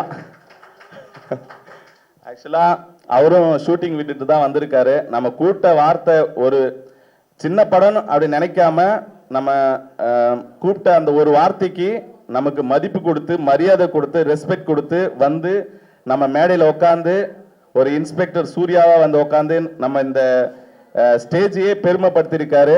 எனக்கு அவர்கிட்ட எவ்வளோ நன்றியை சொன்னாலும் தகாது. அடுத்தது இந்த படம் பார்த்தீங்கன்னா அதுக்கு முன்னாடி ஒரு சின்ன ஒரு விஷயத்த சொல்லணும். ஒரு நாட்டோட முதுகெலும்பு அப்படின்னு சொன்னா விவசாயம். விவசாயம் இல்லைன்னா நாடு கிடையாது. அந்த விவசாயத்துக்கு ஒரு முதுகெலும்பு அப்படின்னு சொன்னா தண்ணி தான். தண்ணி இல்லைன்னா விவசாயம் பண்ண முடியாது. அந்த தண்ணியை உருவாக்குற கிணத்து வேலை செய்யற சாதாரண ஒரு வீட்டில இருந்து வந்தவன் தான் நான். ஸோ நிறைய தொழில் செய்யற மக்கள் நம்ம நாட்டில் இருக்காங்க. அதுல குறிப்பா இந்த கிணத்து வேலை செய்யறவங்க பத்தி பெருசா எந்த பத்திரிகையிலும் எந்த நியூஸ் யூடியூப் சேனல்லாம் பார்த்துருக்க மாட்டீங்க பெருசா. ஏன்னா ஒரு விவசாயிக்கு ஏதோ ஒரு பிரச்சனை, விவசாயி தற்கொலை பண்ணிட்டான், கடன் கட்ட முடியாம தற்கொலை பண்ணிட்டாங்க, இல்ல ஏதாவது ஆபத்து ஆயிடுச்சுன்னா அது பெரிய நியூஸா வரும், இல்ல மத்த எதுலான வரும். பட் கிணத்து வேலை செய்யறப்பையும் நிறைய ஆபத்து வருது, அதுல எல்லாம் விழுந்து நிறைய பேர் இறந்து இருக்கிறாங்க. அவங்கள பத்தி பெருசா இங்க தெரியாது. அப்போ நான் இன்னும் ஒரு 25 வருஷத்துக்கு முன்னாடி பார்த்தேன்னா, 25 வருஷத்துக்கு முன்னாடி பார்த்தீங்கன்னா எங்களுக்குன்னு ஒரு வீடு கிடையாது. நாங்க நாடோடிகள் மாதிரி எங்க கிணத்து வேலை கிடைக்குதோ அங்க ஒரு குடிசை போட்டு அங்க உட்காந்து நாங்க வேலை செஞ்சுட்டு, அப்பா அம்மா தாத்தா இப்படிதான் இருந்தாங்க. நம்மளுக்குன்னு ஒரு அங்கீகாரம் கிடையாது. அப்படியே எங்க வேலை செய்தோ அப்படியே போயிட்டே இருப்போம். நாங்க எனக்கு கருத்து தெரிஞ்சு மாட்டு கொட்டாயில உட்காந்துட்டு பக்கத்துல மாடு சாணம் ஸ்மெல் இருக்கும், பக்கத்துலயே உட்காந்து சாப்பிட்டு இருக்கோம். நாங்க வீடு கிடையாது அப்போ. ஆனா அப்பா வந்து கஷ்டப்பட்டு நாம தான் இப்படி இருக்கோம், நம்ம சந்ததியோட இது முடிஞ்சிடணும், இதுக்கப்புறம் வந்து நம்ம புள்ள வந்து கிணத்து வேலை செய்யக்கூடாதுன்னு அப்பா நினைச்சாரு. அப்பா சொன்ன வார்த்தைய அம்மா தான் சாதிச்சு காட்டினாங்க. என்னை படிக்க வச்சாங்க. முதல்ல எங்க ஆளுங்கள்ல 10வது படிச்ச ஆள் நான் தான். 10வது படிச்ச ஆள் நான் தான். அப்பா சொல்லிட்டு அப்பா சாமி கிட்ட போயிட்டாரு. 22 வருஷம் ஆகுது. அப்பா சொன்ன வார்த்தைய புள்ளைய நல்லா படிக்க வச்சு கிணத்து வேலை செய்யக்கூடாது அப்படின்னு சொல்லி அம்மா கிட்ட சொன்ன வார்த்தைய அம்மா வந்து ஒரு தாய் தான் இருந்து இது எல்லாத்தையும் சாதிச்சு காட்டுங்க. ஒரே ஒரு பெண்மணி தான், சப்போர்ட்டுக்கு யாருமே கிடையாது. படிக்க வச்சு 10வதுல ஒரு நல்ல ஃபர்ஸ்ட் ரேங்க் தான் எடுப்பேன். நான் ஃபர்ஸ்ட் ரேங்க் ஹோல்டர் நான் ஆக்சுவலா. அதுக்கு மேல ஆனா படிக்க முடியல, குடும்ப சூழ்நிலை படிக்க முடியல. ஒரு படிக்கணும்னா ஒரு இடத்துல தாங்கணும். இப்ப நாடோடிகள் படிக்க முடியாது, ஒரு ஊரா போயிட்டே இருப்பாங்க. பட் படிக்கணும்னா ஒரு வீடு எடுக்கணும். வீடு எடுக்கணும்னா ஒரு ஸ்கூல் இருக்கிற இடமா பார்க்கணும். அப்போ பவித்ரன்ற கிராமத்துல அங்க ஸ்கூல் பக்கத்துல இருக்கிறதால ஒரு வீடு வாங்கி கொடுத்தாரு அப்பா. அந்த வீட்டுல இருந்து தான் படிச்சேன். அதுக்கப்புறம் ஒரு மொபைல் ஷாப் ஸ்டுடியோ வச்சேன். அப்புறம் எனக்கு டான்ஸ்ல கொஞ்சம் இன்ட்ரெஸ்ட், நிறைய ஸ்கூலுக்கு வந்து டான்ஸ் மாஸ்டரா இருந்தேன். கவர்மெண்ட் ஸ்கூலுக்குலாம் டான்ஸ் மாஸ்டரா இருந்தேன். அதுக்கப்புறம் படிப்படியா நான் டான்ஸ் பண்றதை பார்த்து நிறைய வாய்ப்பு வந்துச்சு. நிறைய ஸ்கூல்ல வந்து டான்ஸ் கத்துக் கொடுக்க எனக்கு வாய்ப்பு கிடைச்சிச்சு. அப்ப நிறைய பேர் சொன்னாங்க, நீங்க ஏன் சினிமாவில் ட்ரை பண்ணக்கூடாதுன்னு சொன்னாங்க. பட் எனக்கு சினிமாவில் பெருசா இன்ட்ரெஸ்ட் இல்லை, சினிமாவுக்கு வரக்கூடாதுன்னு இருந்தேன். பட் நிறைய பேருடைய உந்துதல் காரணமா நான் வந்து சினிமாவில் வந்து 2016 அடங்கா பசங்கன்னு ஒரு படத்துல ஹீரோவா நடிச்சு ரிலீஸ் ஆயிடுச்சு. அதுக்கப்புறம் பாத்தீங்கன்னா ஒரு ஷார்ட் பிலிம் பண்ணலான்னு சொல்லிட்டு ஒரு அசிஸ்டன்ட் டைரக்டர் போயிட்டு ஒரு கதை சொன்ன. அப்போ அவர் கூப்பிட்டு சொன்னாரு, நீங்க நடிக்க வந்திருக்கீங்க, நடிக்கிற வேலையை மட்டும் பாருங்க, டைரக்ஷனா என்ன தெரியுமான்னு கேட்டாரு. அந்த கேட்ட ஒரு வார்த்தை தான் இன்னைக்கு இந்த படத்தை உருவாக்கிச்சு. ஏன்னா 4 பேர் நம்மளை பாராட்டினா கூட வளர முடியாது, ஒரு நெகட்டிவால தான் நம்மள மேல வர முடியும். ஏன்னா பிளஸ் மைனஸ் சேர்ந்தாதான் பல்ப் எரியும். பிளஸ் மட்டும் ஃபுல்லா இருந்தா 99% இருந்தாலும் ஒரு சின்ன நெகட்டிவ் கீழே இருந்து எடுத்தாதான் லைட் எரியும். அப்போ நிறைய ரிஜெக்ஷன். ஏன்னா நான் ஒரு சின்ன கிராமத்துல இருக்கேன். கிராமத்துல இருந்து இவன் எப்படி படம் பண்ணுவான் பார்த்தலாம். திருவண்ணாமலையில எனக்கு நிறைய போட்டி, இவன் வரக்கூடாது, எவ்வளவு அழுத்தம், இவன் எப்படி படம் பண்ணிடுவான் பார்த்தலாம். நிறைய பேர் நம்ம கூட இருந்துட்டு நிறைய பேர் குழி பரப்பாங்க, இவன் பண்ணக்கூடாது. நம்ம சிட்டியில இருக்கோம், சிட்டில இருந்து நாம படம் பண்ணணும், இவன் படம் பண்ணக்கூடாது அப்படின்னு சொல்லிட்டு நிறைய போராட்டம். அதுக்கு எனக்கு கூடயா இருந்த என்னுடைய ஆர்வ நண்பன் நன்னாரி வினோத்தை வந்து இங்க நிக்க வைக்கணும்னு ஆசைப்படுறேன்.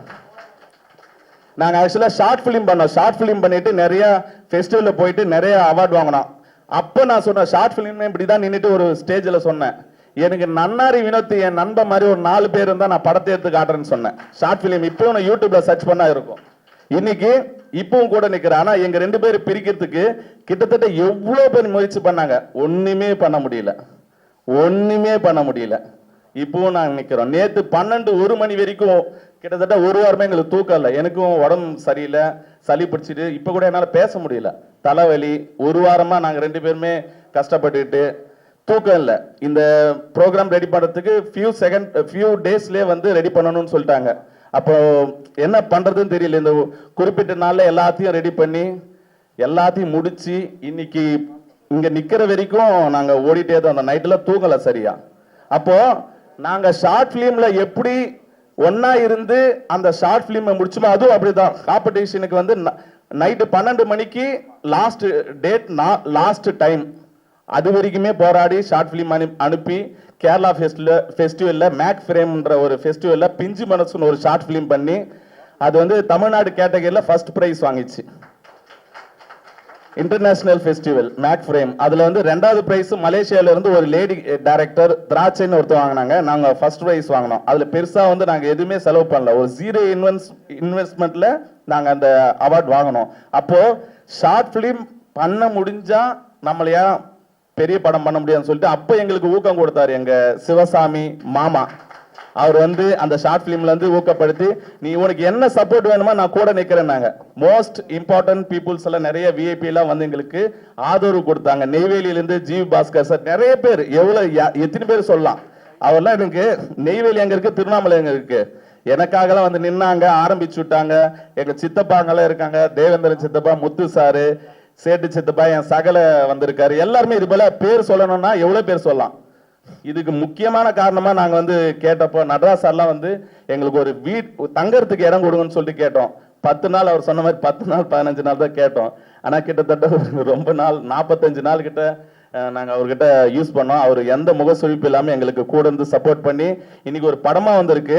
இந்த படத்தை பத்தி நான் எதுவுமே சொல்லல. நான் இதுவரைக்கும் பேசினேன் படத்துடைய கதையை எதுவுமே சொல்லல. மக்களாகிய நீங்கள் தான் இந்த படத்தை பார்த்துட்டு எப்படி இருக்குன்றத சொல்லணும். நான் வந்து இது வரைக்கும் உலக வரலாற்றிலே வராத படத்தை நான் எடுத்திருக்கேன் சொல்ல மாட்டேன். ஏன்னா எல்லா கதையும் எம்ஜிஆர் காலத்திலும் ரஜினி காலத்திலையும் விஜய் காலத்திலையும் பண்ணிட்டாங்க. அதுல நாங்க என்ன பண்ணோம் பெஸ்டா, மக்களுக்கு என்ன பண்ணோம். ஏன்னா நாங்க ஒரு படம் பண்றப்பையும் ஒரு ஷார்ட் பிலிம் பண்றப்ப ஒரு மாற்றத்தை உருவாக்கணும்னு நினைக்கிறோம். வந்தமா ஒரு படம் பண்ணமா போனோமான்னு இருக்கக்கூடாது. அந்த படத்தால ஒரு 4 பேராவது ஏதாவது ஒரு மாற்றம் வரட்டுமே அப்படின்னு நாங்க நினைப்போம். ஏன்னா நாங்க பிஞ்சு மனசு ஷார்ட் பிலிம் பண்றப்ப சிகரெட்டை பத்தி நாங்க ஒரு விழிப்புணர்வு எடுத்தோம். அதனால ஒரு 4-5 பேர் சிகரெட் பிடிக்கிறதே விட்டுட்டாங்க. இது பெரிய கிளாப்பே நீங்க பண்ணலாம். என்கிட்ட வந்து சொல்லிட்டு ஒரு குழந்தை நான் சிகரெட் பிடிக்கிறத பார்த்துட்டு ஒரு குழந்தை முன்னாடி அவங்க வருங்காலத்துல சிகரெட் பிடிப்பாங்களோன்னு பயந்துட்டு நான் நிறுத்திட்டேன்னு சொல்லிட்டு அந்த ஆடியோலாம் யூடியூப்லயே இருக்கு. அப்போ ஒரு மாற்றத்தை உருவாக்கணும். அதே போல ஒரு 5 ரூபாய் காயின் பிஞ்சு மனசு பார்ட் 2ன்னு ஒன்று பண்ணோம். 5 ரூபாய் காயின் ஒரு நம்ம தெரியாம ஒரு கடையில வாங்கிட்டோம், அதை திருப்பி கொடுக்கணும் அப்படின்ற விஷயத்த சொல்லி ஒரு போலீஸ் லஞ்சம் வாங்குறத நிறுத்தணும். அதுக்கும் அவார்டு வாங்கணும். அதுலயும் நிறைய பேர் திரும்பினாங்க. இன்னொரு விஷயம், இது குடி சம்பந்தப்பட்ட படம். இதிலும் கண்டிப்பா மாற்றம் உருவாகும் அப்படின்றது நான் நினைக்கிறேன். ஏன்னா இதுல ஒரு மாற்றமும் உருவாயிருச்சு. ஒரு அசிஸ்டன்ட் எடிட்டர் வந்து பாத்தீங்கன்னா எடிட்டிங் பண்ணிட்டு இருந்தாரு.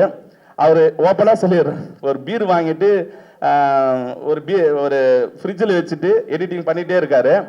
அவரு என்ன ஆகுதுன்னா இதுல இருக்கிற சீனை திரும்ப திரும்ப திரும்ப பார்க்க அவருக்கு ஒரு ஏதோ ஒன்று ஆயிடுச்சு. அந்த பீரை ஒரு 3-4 நாள் தொடவே இல்லையா. குடிக்கலான்னு போறாராம், திறக்கிறாராம், தொட முடியலையா. என்கிட்ட வந்து சொல்ல, ஆனா எனக்கு ஒரு மாதிரியா அப்செட் ஆயிடுச்சு அந்த சீன் எல்லாம் பார்த்துட்டு. இப்படி குடிக்கணுமா அப்படின்னு சொல்லிட்டு அது திறக்கிறேன் மூடுறேன் திறக்கிற மூடான அந்த பீரை எடுத்து குடிக்கலனா அப்படின்னு சொன்னான். எனக்கு அப்போ மெய் சிலுத்துச்சு எனக்கு. அப்போ ஒரு சாதாரண ஒரு எடிட்டட் வேர்ஷன் படம் பார்த்துட்டே ஒரு மாற்றம் உருவாக தொடங்குதுன்னா அதுவும் அவர் சொல்றாரு, சரி யார்ட்டையாவது கொடுத்தலான்னு பார்த்தாலும் அதுவும் தப்பாயிடுமே, நம்மளால ஒருத்தருக்கு வந்து குடியை உருவாக்குன மாதிரி ஆயிடுமேன்னு சொல்லிட்டு யாருக்கும் கொடுக்கலனா அப்ப என்னதான்ப்பா பண்ண, அது உடைச்சிட்டுனா. அதுதான் என்னோட படத்துக்கு கிடைச்ச முதல் வெற்றி. அப்போ நாளைக்கு இந்த படம் ரிலீஸ் ஆயிடுச்சுன்னா கண்டிப்பா ஒரு 4 பேர் திருந்தினா கூட நான் பண்ணதுக்கு ஒரு பெருமையா நினைக்கிறேன். 4 பேர் திருந்தினா போதும். இதுல டீ டோட்டலும் இருக்கிறாங்க என் படத்துல. I am also teetotaller. Vinod நன்னாரி வினோத் ஆல்சோ டீ டோட்டலர். இங்க படத்திலே கிட்டத்தட்ட ஒரு 10 பேர் கிட்ட டீ டோட்டலர், எந்த கெட்ட பழக்கம் இல்லாத இருக்கும். ஸோ நான் இதுல ஒரு முக்கியமான விஷயத்த சொல்லிக்கிறேன். ஆடியோ லான்ச் பண்ணிட்ட பிறகு இந்த படத்துல இருக்கிற டீ டோட்டலரை மேலே ஏற்றி அவங்களுக்கு ஒரு சிறப்பு மரியாதை பண்ணணும் நான் முடிவு பண்ணியிருக்கேன். அப்போ பார்த்தீங்கன்னா இந்த படத்தை பார்த்துட்டு திருந்திட்டேன் குடிக்க மாட்டேன் அப்படின்னு சொல்லிட்டு முடிவு எடுத்திருந்தா அவங்களுக்கு தனியா ஒரு ப்ரெஷ் ஷோ வச்சு அவங்களுக்கு ஒரு பாராட்டு விழா வைக்கலாம் அப்படின்ற மாதிரி முடிவு பண்ணியிருக்கேன். ஸோ நம்ம வந்தோமா ஒரு டைரக்டரா வந்து படம் பண்ணோமா சம்பாதிச்சோமா வியாபாரம் பண்ணோமா அப்படின்னு போகாம சமுதாயத்துல ஏதாவது ஒரு மாற்றத்தை உருவாக்க என்னால முடிஞ்சதை நான் எடுத்து வைக்கணும்னு நினைச்சு இந்த படத்தை எடுத்திருக்கோம். ஸோ ஒரு குடியால ஒரு குடும்பம் என்ன ஆகும் அப்படின்ற விஷயத்தை தான் கருவா வச்சு நம்ம பண்ணியிருக்கோம். ஸோ உங்களுடைய ஒத்துழைப்பு கண்டிப்பா வேணும். பத்திரிகை நண்பர்களே, உங்க எல்லார்கிட்ட நான் ரொம்ப பணிவா கேட்டுக்கிறேன். இந்த படத்தை நீங்க ஒரு ஃபர்ஸ்ட் லுக் நீங்க நினைச்சிருக்கலாம், ஒரு மினி ஆடியோ லான்ச் மாதிரி ஆயிருக்கு. கரெக்டுங்களா? அதை செஞ்ச ப்ரொடியூசர் வடிவேல் அண்ணனுக்கெல்லாம் ஒரு மிகப்பெரிய கிளாப் பண்ணலாம். ஏன்னா எங்களை நம்பி அவர் கூட நின்று, எங்கள் அண்ணன் ஆக்சுவலாக வடிவேல் அண்ணன் எங்கள் அண்ணன், என்னோட சகோதரர். அவர் வந்து நீ பண்ணுப்பா, உனக்கு என்ன வேணுமா பண்ணுன்னு சொல்லி எனக்கு எவ்வளோ ஃப்ரீடம் கொடுத்து, வடிவேல் அண்ணன், எங்கள் மாமாலாம் வந்து கூட வந்து, எங்கள் சித்தப்பா கூட இருக்க எல்லாரும் வந்து ஒத்துழைச்சு இந்த ஒரு படமாக உருவாக்கி இருக்கிறோம். இது வந்து கண்டிப்பாக மக்களுக்கு 4 பேருக்கு பிடிச்சா கூட எனக்கு போதும், அதுவே எனக்கு பெரிய சந்தோஷம். அப்படின்னு நடக்கும் நான் நினைக்கிறேன். ரொம்ப சந்தோஷம். நன்றி, வணக்கம். சூப்பர். ஊடக நண்பர்களுக்கும் பத்திரிகையாளர்களுக்கும் யூடியூப் உறவுகளுக்கும் இனிய ஒரு மதிய வணக்கம். என்னை பற்றி நிறையா சொன்னார் நன்னாரி. அந்த அளவுக்கு சொல்கிற அளவுக்குலாம் ஒன்றும் இல்லை. நானும் இந்த கலைத்துறையில் வந்து சாதிக்கணும் அப்படின்னு ஒரு போராட்டத்துக்காக தான் வந்தேன். First of all Suresh Babu வந்து எனக்கு ஒரு 8 வருஷத்து நண்பர். அவர் கஷ்டப்படும் போது இருந்து நானும் இருந்திருக்கேன் கூட. பட் நன்னாரி வினோத் அளவுக்கு நான் இல்லை. ஏன்னா நன்னாரி வினோத்தும் அவரும் ஒரே ஒரு சின்ன கல் தடிக்கு கீழே விழுந்தாலும் தூக்கி விடுற அளவுக்கு நன்னாரி வினோத்து கூட இருப்பாப்புல. இந்த இன்ஸ்பெக்டர் சூர்யா படம் பேச்சுலர் பார்ட்டின்னு தான் ஃபர்ஸ்ட் டைட்டில். இப்போ இன்ஸ்பெக்டர் சூர்யான்னு இருக்கு. இந்த படம் வந்து எவ்வளோ கஷ்டப்பட்டு இதை தயாரிச்சிருக்காங்க. ஃபர்ஸ்ட் ஆஃப் ஆல் நான் வந்து இதுக்கு ஒரு பெரிய நன்றி கடன் யாருக்கு சொல்லணும் அப்படின்னா, நண்பர்களாக கூட்டு முயற்சியில் ஆரம்பித்த இந்த திரைப்படம் இப்போ வந்து ஒரு பெரிய பேனர் கையில் போயிருக்கு. அப்படின்னா ஃபர்ஸ்ட் ஆஃப் ஆல் அந்த ப்ரொடியூசர் வடிவேலன் ஐயாவுக்கும் அதை ஒருங்கிணைப்பு செய்து கொண்டிருக்கின்ற அருமை ஐயா சிவசாமி ஐயாவுக்கு தான் நான் வந்து ஃபர்ஸ்ட் ஆஃப் ஆல் நன்றி சொல்லணும். அதுக்கப்புறமா பார்த்தீங்கன்னா இந்த படத்தை வந்து ஃபர்ஸ்ட் ஆஃப் ஆல் கதைக்கு சதீஷ் சுரேஷ் பாபு 2 பேரும் தான் இதை வந்து முதல்ல 2 பேரும் இந்த படத்தை இயக்கிறதுக்காக அரும்பாடுபட்டாங்க. அதுக்கு பெரும் உறுதுணையாக இருந்தது நன்னாரி. திருவண்ணாமலையை பொறுத்தளவுக்கு அண்ணாமலையார் எல்லாருக்கும் எப்படி அனுகிரகம் கொடுக்குறாரோ அதுபோல எங்களுக்கும் ஒரு வாய்ப்பை கொடுத்து இந்த திரைப்படத்தில் நடிக்கிறதுக்கும் டைரக்ஷன் டீமில் ஒர்க் பண்ணுறதுக்கும் நிறைய வாய்ப்பு கொடுத்துருக்காங்க. இதில் திறம்பட எடிட்டர் நல்லா ஒர்க் பண்ணிருக்காரு, மியூசிக் டைரக்டர் நல்லா ஒர்க் பண்ணிருக்காரு. இந்த படத்தை வந்து திரையரங்கில் பாருங்கள். பெரிய பட்ஜெட் படம், சின்ன பட்ஜெட் படம்னு இல்லாமல் ஊடக நண்பர்கள் நீங்கள் தான் கொண்டு போயிட்டு இதை சேர்க்கணும். அது உங்கள் கையில் தான் இருக்குது. திரும்பவும் உங்களுக்கு ஒரு நன்றியை சொல்கிறேன். இந்த படத்தை கொண்டு போய் எந்த அளவுக்கு நீங்கள் சேர்க்க முடியுமோ அந்த அளவுக்கு தான். ஏன்னா சின்ன சின்ன படங்கள்லாம் பண்ணி இயக்குநர்கள் நிறைய பேர் வெளில வராமல் இருக்காங்க. எங்களை மாதிரி கஷ்டப்படுறவங்கள நீங்கள் மேலே தூக்கிட்டு வர்றது உங்கள் கையில் தான் இருக்குன்னு சொல்லி, அது மட்டும் இல்லாமல் இங்கே சீஃப் கெஸ்டாக வந்திருக்கிறது யாருன்னு பார்த்தீங்கன்னா, இரக்க குணத்திலேயே மிகவும் இரக்க குணம். அது அந்த கடவுளுக்குன்னு சொல்லுவாங்க. அந்த கடவுளுக்கு மேலே ஒரு இரக்க குணம் உள்ள ஒரு ஆர்டிஸ்ட்னு சொல்கிறதா, அவரை குணச்சித்திர நடிகர்னு சொல்கிறதா, இல்லை ஒரு மாமனிதன் சொல்கிறதான்னு எனக்கு தெரியல. கூல் சுரேஷ் அண்ணனை பொறுத்த அளவுக்கு தடுக்கி விழுந்த மனிதனை தூக்கி விடுவதை விட தடுக்கி விழாமல் இருப்பவனை தூக்கி விடுவதற்காக போராடி கொண்டு இருக்கக்கூடிய ஒரு மனிதர் அவர். அவரை பற்றி சொல்லணும்னா நிறையா இருக்குது. ஏன்னு கேட்டிங்கன்னா, ஒரு 2-3 வருஷத்துக்கு முன்னாடி நான் அவர்கிட்ட ஃபோன் காலில் பேசியிருக்கேன். அப்போ பேசும்போது நான் ஒரு பட்ஜெட்டில் ஒரு படம் பண்ண போனேன், நீங்கள் பண்ணணும் நான் நண்பா வா நண்பா பண்ணலாம் அப்படின்னு சொன்னார். ஏன்னா எந்த ஒரு நடிகனும் வா நண்பான்னு யாரையும் எடுத்த ஒன்று சொல்ல மாட்டாங்க. வா நண்பான்னு சொன்னார் இல்லையா, அப்போ வந்து அவர் நண்பா தான். இருந்தாலும் கூல் சுரேஷ் அண்ணன் நிறைய உதவிகள் பண்ணிட்டு இருக்காரு. ஒரு மாஸ்டர் ஸ்டன் மாஸ்டர் சொன்ன மாதிரி அவர் வந்து ஒரு சீஃப் கெஸ்டாகவே பயன்படுத்தாமல் அவர் நிறைய குணச்சித்திர நடிகராகவும் இல்லாமல் ஒரு நல்ல கேரக்டர் கொடுத்து நல்ல படத்தில் நடிக்க வைக்கிறதுக்கு என்னுடைய அடுத்த படம் அவரை வச்சு தான் நான் இயக்க போகிறேன்றதை இந்த மேடையில் சொல்லி நன்றி கூறி விடைபெறுகிறேன். நன்றி, வணக்கம். சூப்பர் சூப்பர் நண்பா, ரொம்ப சந்தோஷம். அதாவது இப்போ அடுத்து நான் கூப்பிட போகிற நபர், அவருக்கு இன்ட்ரோவே தேவையில்லை. ஏன்னா அவர் தான் எல்லாமே. இன்ட்ரோ அப்படின்னு ஒன்றுனா அதுக்கு அந்த மனிதர் தான். வரவேற்றலாமா? கொஞ்சம் கை தட்டுங்களேன். எப்பயுமே அவர் கேட்பாரு, இந்த வாட்டி நான் கேட்டேன். இந்த இன்ஸ்பெக்டர் சூர்யா பேச்சுலர் பார்ட்டி திரைப்படத்திற்கு சிறப்பு அழைப்பாளர்களாக வந்து மீண்டும் நிகழ்ச்சியை சிறப்பாக வழிநடத்தி கொண்டிருக்கும் அனைத்து நல்லுள்ளங்களுக்கும் என்னுடைய நன்றியையும் படக்குழு சார்பாக நன்றியை தெரிவித்துக் கொள்கிறேன். இப்பொழுது அண்ணன் சிறப்பு அழைப்பாளர், யூடியூப் நாயகன், நடிகர், முப்பெரும் கலைஞன், அவர் நடிக்காத சீனியர் நடிகர்களுக்கு கூட நடிக்காத நடிகர்களே இல்லை. இன்றைக்கும் சின்ன குழந்தை முதல் பெரியவங்க வர அவர் கூட நடிக்க காத்துட்டு இருக்காங்க. அண்ணன் கூட நானும் நடிக்க காத்துட்டு இருக்கேன்.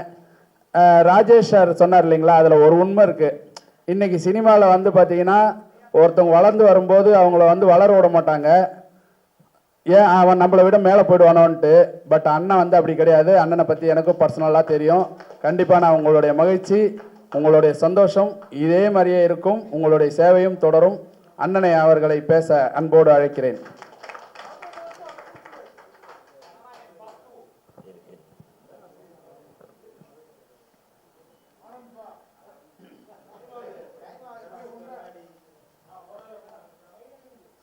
மேடையில் அமர்ந்திருக்கும் அனைவருக்கும் வணக்கம். பத்திரிகை நண்பர்கள், ஊடக நண்பர்கள், இணையதள நண்பர்கள், பிஆர்ஓ பாலன் சார் அனைவருக்கும் வணக்கம்.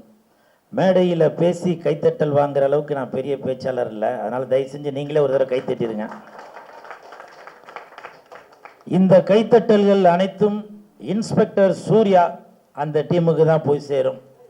இன்ஸ்பெக்டர் சூர்யா அப்படின்னு சொன்ன உடனே நீங்களாம் நினைப்பீங்க இது ஏதோ ஒரு போலீஸ் சம்மந்தப்பட்ட கதை அப்படின்னு.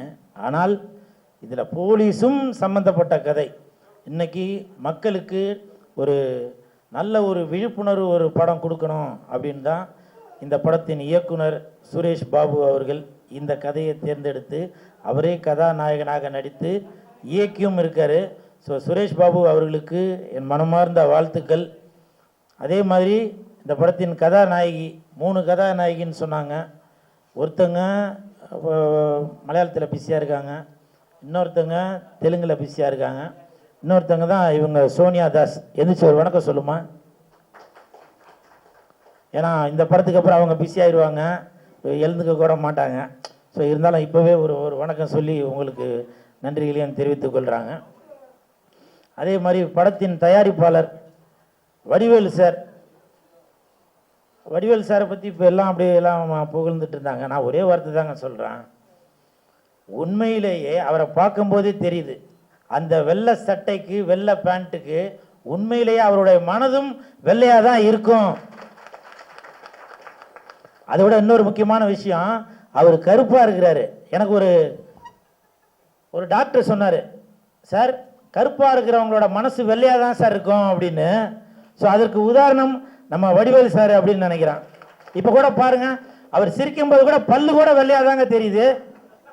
இந்த இவர் சிரிச்சாக்க பல்லு மஞ்சளாக இருக்கும், இந்த அவர் சிரிச்சாக்க பல்லு வந்து அந்த அந்த கரை படிஞ்சு அந்த வெத்தல் பாக்கெல்லாம் போடுமா அந்த ஒரு கரையாக இருக்கு. ஆனால் வடிவேலு சார் சிரிக்கும் போது பார்த்தீங்கன்னா அந்த பல்லு எல்லாமே வெள்ளையாக தான் இருக்குது. அது அந்த தம்பி சிரிச்சாக்க பல்லுலாம் கருப்பாக இருக்கும், சொத்த பல்லு சாக்லேட் தின்றுருப்பாங்க. ஆனால் வடிவேலு சாரோட மனசு மாதிரியே அவரோட சட்டை பேண்ட்டு மாதிரியே அவரோட மனசும் வெள்ளையாக தான் இருக்கும். அதனால் உங்களுக்கு என் மனமார்ந்த வாழ்த்துக்கள். பேசும்போது வடிவேலு சார் ஒரு வார்த்தை ஒன்று சொன்னார், இந்த படம் இன்ஸ்பெக்டர் சூர்யா படம் வெற்றி பெறுவதற்கு என்னென்ன சப்போர்ட் பண்ணணுமோ நான் பண்ணுவேன் அப்படின்னு சொல்லி சொன்னார். என்னென்ன உதவி வேணுமோ அதை நான் பண்ணுவேன்னு சொன்னார். எனக்கு கொஞ்சம் பணம் கொடுத்தீங்கன்னாக்கா இந்த படத்தை நான் வெற்றி படமாக ஆக்கிடுவேன் சார். இது வந்து நான் பணத்துக்காக அப்படின்னு சொல்ல வரல, அவரோட குணத்துக்காக சொல்ல வரேன். ஏன்னா இன்ஸ்பெக்டர் சூர்யா அப்படின்னாலே எல்லாருக்கும் டக்குன்னு நம்ம சிங்கம் சூர்யா தான் ஞாபகம் வரும். ஸோ அந்த மாதிரி இந்த இன்ஸ்பெக்டர் சூர்யா படம் மிகப்பெரிய வெற்றி அடையும். அதே மாதிரி பிஆர் சிவசாமி சார் அவங்க பேசும்போது ரொம்ப ஒரு அனுபவம் வாய்ந்த ஒரு மனிதராக பேசிகிட்டே இருந்தாங்க. எனக்கு தெரிஞ்சு அவர் அரசியலில் இருக்காங்களா நான் தெரியல, ஆனால் அவர் பேசும்போது அவர் மனசில் உள்ள வார்த்தைகள், ஏன்னா இங்கே ஷூட்டிங் ஸ்பாட்டில் பட்ட கஷ்டங்கள் எல்லாமே இங்கே வந்து அப்படியே வெளிப்படையாக சொல்லிட்டு இருந்தார். அது மட்டும் இல்லை, அவர் காலையில் நல்லா ஃபுல்லாக சாப்பிட்டுட்டு வந்திருப்பார்னு நினைக்கிறேன், அதனால் நல்லா தம் பிடிச்சி பேசினார். நான் காலையிலேருந்து சாப்பிடவே இல்லை, எப்படா 1 மணி ஆகும் சோறு போடுவாங்கன்னு நான் வெயிட் பண்ணிட்டு இருந்தேன். ஏன்னா என்னை அழைக்கும் போதே சொன்னாங்க, சிவசாமி சார் சொன்னார் இந்த மாதிரி மதியம் விருந்தும் தயார் பண்ணியிருக்கு அப்படின்னு. ஸோ அவருக்கு என் மனமார்ந்த வாழ்த்துக்கள். அதே மாதிரி கடந்த 3 நாட்களாக இயக்குனர் ரங்கா அவர்கள், சார் காலையில் இத்தனை மணிக்கு நிகழ்ச்சி, இங்கே வந்துருங்க அங்கே வந்துருங்க, இந்த ட்ரெஸ்ஸு போடணும், காஸ்டியூம் வந்து போலீஸ் காஸ்டியூம் வேணும், அது நீங்கள் எடுக்கிறீங்களா இல்லை நான் எடுத்துருவா, ஏன்னா இது வந்து இன்னொருத்தரோட படம் அப்படின்னு நினைக்காம என் நண்பனோட படம், சுரேஷ் பாபுக்கு சப்போர்ட் பண்ணணும் அப்படின்ற ஒரு எண்ணத்தில் இந்த இயக்குனர் ரங்கா அவர்களுக்கு என் மனமார்ந்த நன்றிகளை தெரிவித்துக் கொள்கிறேன். அதே மாதிரி க்ரௌடு ஃபண்டு அப்படின்னு சொல்லி சொன்னாங்க. உண்மையிலே இவ்வளோ க்ரௌடு இருக்கும்போது அதை பற்றி கவலைப்படவே தேவை. ஃபர்ஸ்ட் லுக்கே இவ்வளோ க்ரௌடுனா எனக்கு தெரிஞ்சு ஆடியோ ரிலீஸ் வந்து நேரு ஸ்டேடியத்தில் தான் வைப்பாங்கன்னு நினைக்கிறேன். அப்படி ஒரு கூட்டம் வந்து கண்டிப்பாக சேரத்தான் போகுது. ஸோ இந்த டீமுக்கு என் மனமார்ந்த வாழ்த்துக்கள். நீங்கள் காங்கிரஸில் இருக்கீங்களா இல்லை காமராஜரை பர்டிகுலராக சொல்கிறீங்க? ஓ அப்படிங்களா, சூப்பர். சார் விருப்பப்பட்ட மாதிரி காமராஜர் ஹால்லே கூட அதை வச்சிடலாம். அதே மாதிரி ஃபைட் மாஸ்டர் அசால்ட்டு மதுரை, நான் அவர் கூட ஒர்க் பண்ணியிருக்கேன். உண்மையிலேயே அது சின்ன படமாக இருந்தாலும் சரி பெரிய படமாக இருந்தாலும் சரி அந்த படம் மிகப்பெரிய வெற்றி அடையணும். அதாவது அவரோட ஃபைட் மட்டும் பேசினா பத்தாது, படமே பேசப்படணும் அப்படின்னு சொல்லி அவ்வளவு எறும்பை விட ரொம்ப சுறுசுறுப்பாக அவர் வந்து ஒர்க் பண்ணிகிட்டே இருப்பார். அவர் இந்த படத்துக்கு ஃபைட் மாஸ்டராக வந்ததில் ரொம்ப சந்தோஷம். நன்றி நன்றி மாஸ்டர். அதே மாதிரி நன்னாரி இவருக்கு என் மனமார்ந்த வாழ்த்துக்கள். ஏன்னா நான் இந்த நிகழ்ச்சிக்கு வரனா இல்லையான்னு நான் சொல்லவே இல்லை. ஆனால் இவரே ஒரு வீடியோ ஒன்று எடுத்து போட்டார், இந்த மாதிரி கூல் சுரேஷ் வந்து ஃபர்ஸ்ட் லுக்கு வராரு அப்படின்னு. அப்போது அதில் வந்து அவரோட ஆர்வம் தெரிஞ்சுது. ஏன்னா சப்போஸ் நான் வரலப்பா அப்படின்னு நான் முடிவு பண்ணியிருந்தா கூட அவருடைய ஆர்வத்தில் இவர் வந்து கண்டிப்பாக வரணும் அப்படின்ற ஒரு இயக்கம் அதில் தெரிஞ்சுது. ஸோ இந்த மாதிரி படங்களுக்கு கண்டிப்பாக கூல் சுரேஷ் சப்போர்ட் பண்ணிட்டு தாங்க இருப்பேன். டைரக்டர் சுரேஷ் பாபு சார் பேசும்போது சொன்னாங்க இது வந்து சின்ன படம்னு. சின்ன படத்துக்கு சப்போர்ட் பண்ண வந்த கூல் சுரேஷுக்கு நன்றி அப்படின்னு சொன்னாங்க. நான் மனசு நொந்து போய் சொல்கிறேங்க, இந்த மாதிரி சின்ன படங்களுக்கு கூல் சுரேஷ் தாங்க சப்போர்ட் பண்ணுவேன். ஏன் தெரியுங்களா? பெரிய படங்களுக்கு உங்களுக்கு சப்போர்ட் பண்றதுக்கு டைரக்டர் மிஸ்கின் சார் இருக்காரு. பெரிய படங்களுக்கு சப்போர்ட் பண்றதுக்கு ரஞ்சித் சார் இருக்காரு. பெரிய படங்களுக்கு சப்போர்ட் பண்றதுக்கு வெற்றிமாறன் சார் இருக்காரு. ஆனா எங்களை மாதிரி சின்ன படங்களுக்கு கூல் சுரேஷ் மாதிரி சார் தானங்க சப்போர்ட் பண்ண முடியும். யோசிச்சு பாருங்க, கோடியில பணம் இருந்துச்சுன்னா ஆடியோ ரிலீஸ் அப்போ கூட வெளியில 5 கேரவன் வச்சிருப்பாங்க. ஸ்டேஜில் பாட போற பாடகிக்கு கூட கேரவன் கொடுத்து அவங்களுக்கு ஒரு காஸ்டியூம் கொடுத்து அப்படிலாம் பண்ணுவாங்க. ஆனா இந்த மாதிரி இன்ஸ்பெக்டர் சூர்யா அப்படின்ற மாதிரி படத்துக்கு இன்ஸ்பெக்டர் வேஷத்தில் வந்திருக்க இந்த கூல் சுரேஷ் தாங்க சப்போர்ட் பண்ணுவான். இப்ப கூட இந்த படத்தோட பேரு இன்ஸ்பெக்டர் சூர்யா. இந்த படத்தோட பேரு இன்ஸ்பெக்டர் சூர்யா. அந்த இன்ஸ்பெக்டர் வேஷத்துல தான் வரணும். என்ன கூப்பிட்ட இந்த தயாரிப்பாளருக்கும் இயக்குனருக்கும் இந்த படத்தை பத்தி வெளியில தெரியணும் என்பதற்காக நான் இன்ஸ்பெக்டர் வேஷத்துல வந்தேன். நீங்க மிஸ்கின் சாரை கூப்பிட்டீங்கன்னா அவர் இன்ஸ்பெக்டர் வேஷத்துல வருவாரா? ரஞ்சித் சாரை கூப்பிட்டீங்கன்னா அவர் இன்ஸ்பெக்டர் வேஷத்துல வருவாரா? வெற்றிமாறன் சாரை கூப்பிட்டீங்கன்னா அவர் இன்ஸ்பெக்டர் வேஷத்துல வருவாரா? வந்து சொல்லுவாங்க, என் மச்சான் கலகிட்டான், என் தம்பி ஜெயிச்சுட்டான், இவன் அதை பண்ணிட்டான் இதை பண்ணிட்டான்னு ஸ்டேஜில் பேசுவீங்க. ஆனா இந்த இன்ஸ்பெக்டர் சூர்யா மாதிரி படத்தை பத்தி அது வெளியில தெரியாது. நீங்க என்ன சொல்லுவீங்க? நாங்க பன்னீர் சோடா சாப்பிட்டோன்னு அதுக்கு எல்லாம் கை தட்டுவீங்க. அது உங்களுக்கு பெருமை. ஆனா ரத்தத்தை சிந்தி Vadivel sorrow Suresh Babu sorrow Chinnasamy sorrow ஸ்டேஜில் பேசும்போது சொல்றாங்க, இந்த படத்துக்காக நாங்கள் அவ்வளோ உழைச்சோம் அப்படின்னு. அந்த ஹீரோயின் முட்டி போட்டு முட்டியில் ரத்தம்லாம் வந்துச்சு அப்படின்னு சொன்னாங்க. இந்த வழியை ஸ்டேஜில் சொல்லுவீங்களா? அதை சொல்ல மாட்டீங்க. பன்னீர் சோடா 1 மணிக்கு வந்துச்சு, 4 மணிக்கு 3 கோலி சோடா வந்துச்சு அப்படின்னு அதை நீங்க பெருமையா சொல்லுவீங்க. இப்ப கூட நான் யாருக்கும் குறை சொல்லணும் அப்படின்னு சொல்ல வரலங்க. எங்களை மாதிரி கலைஞர்களுக்கு கை கொடுங்க. சினிமாதான் மூச்சு, சினிமாதான் பேச்சுன்னு இருக்கிற என்ன மாதிரி ஆளுங்களுக்கு கை கொடுங்க. நேற்று நைட்ல இருந்து நான் சாப்பிடலங்க. ஏன் தெரியுமா? ரங்கா சொன்னாரு, இயக்குனர் சொன்னாரு, நீங்க வரும்போது இன்ஸ்பெக்டர் ட்ரெஸ்ல வாங்க அப்படின்னு. அந்த இன்ஸ்பெக்டர் ட்ரெஸ்ல வரும்போது இன்ஸ்பெக்டர்னா ஒரு பர்ஃபெக்டா இருக்கணும் அப்படின்றதுக்காக சாப்பிட்டா தொப்ப தொப்ப தெரியும். இன்ஸ்பெக்டர்னா இப்படி இருக்கணும் என்பதற்கு தமிழகத்தில் உள்ள இன்ஸ்பெக்டர் எல்லாமே ஒரு உதாரணம். நான் நேற்று நைட்ல இருந்து சாப்பிடலங்க. இது நான் சும்மா வீடியோக்காக மைக்குக்காக பேசல. அப்படி ஒரு கலைஞனாக இருந்து அந்த படத்துக்கு நான் அவ்வளவு சப்போர்ட் பண்ணிட்டு இருக்கேங்க. புரியுதுங்களா? இன்னைக்கு அவரு சிவசாமி சார் பேசும்போது கூட அவர் காலையில சாப்பிட்டு வந்திருப்பார், நல்லா தெம்பா பேசினாரு. எனக்கு தெம்பு இல்லைங்க, நேற்று நைட்ல இருந்து சாப்பிடல. அது மட்டும் இல்ல, இந்த படத்துல சாமி, அந்த சாமி சிலை தான் ஒரு முக்கியமான கருவா இருக்கு. அந்த பச்சையம்மனை நம்ம கையால தொட போறோம். அதனால விரதா இருந்ததா நினைச்சுக்கிட்டேன்.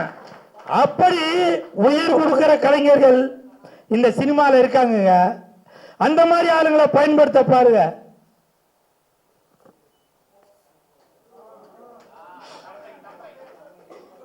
இப்ப கூட இந்த நான் Dress போட்டு வந்திருக்கேன்ல, இந்த படத்தை பெருமைப்படுத்தணும் அப்படின்றதுக்காக தான். அடுத்த வாரம் என் நண்பன் சுனில் கண்ணனுக்கு 13ஆம் தேதி கல்யாணம். அவன் ஒரு சமையல் கலைஞன் திருவள்ளூர்ல. அவனோட கல்யாணத்துக்கு போகும்போது அந்த செஃப் ட்ரெஸ்ல தான் போவேன்.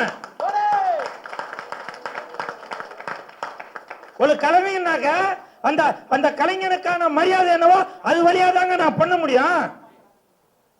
அதனால தயவு செய்து இவன் ஏதோ கூத்தாடி அப்படின்னு சொல்லி கிண்டல் பண்ணாதீங்க.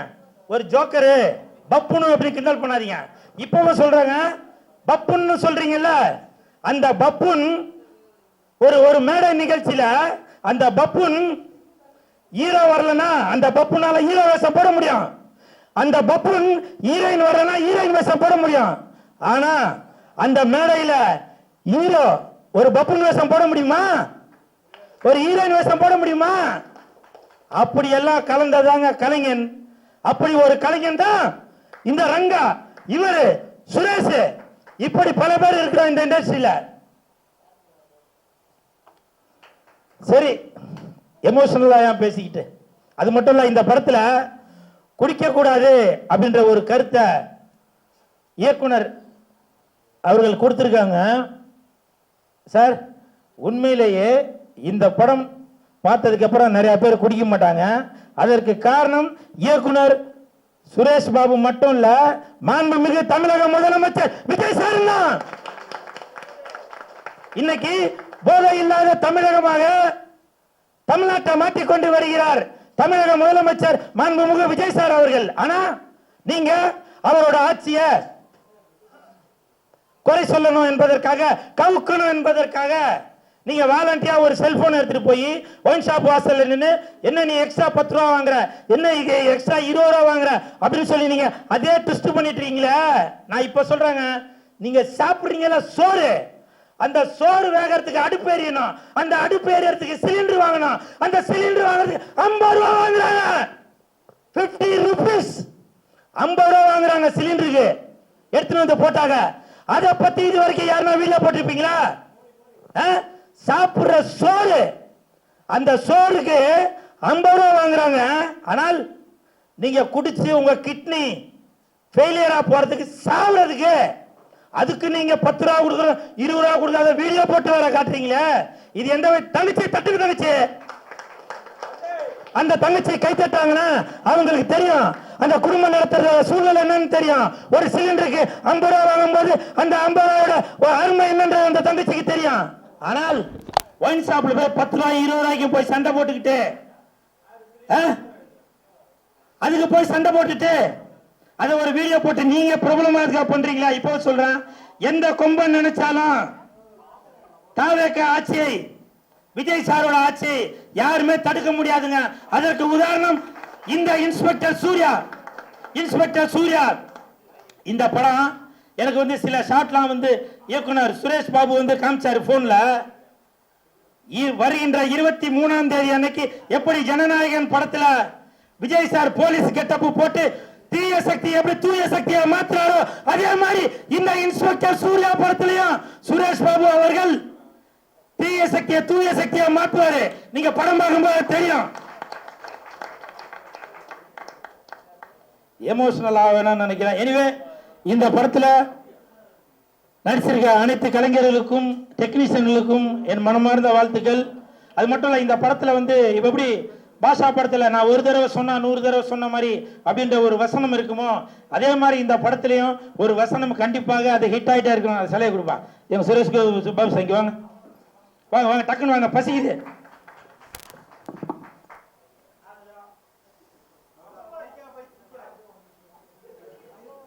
யார் அந்த தீய சக்தி? இந்த படத்துல இன்ஸ்பெக்டர் சூர்யா படத்துல சுரேஷ் பாபு அவர்கள் இந்த இன்ஸ்பெக்டர் வேஷத்துல இந்த சிலை கடத்தல் இதை பத்தி தான் ஒரு கதை சொல்லியிருக்காரு. ஸோ இவருக்கு இந்த நேரத்தில் இந்த சிலையை பரிசாக கொடுக்கிறேன்.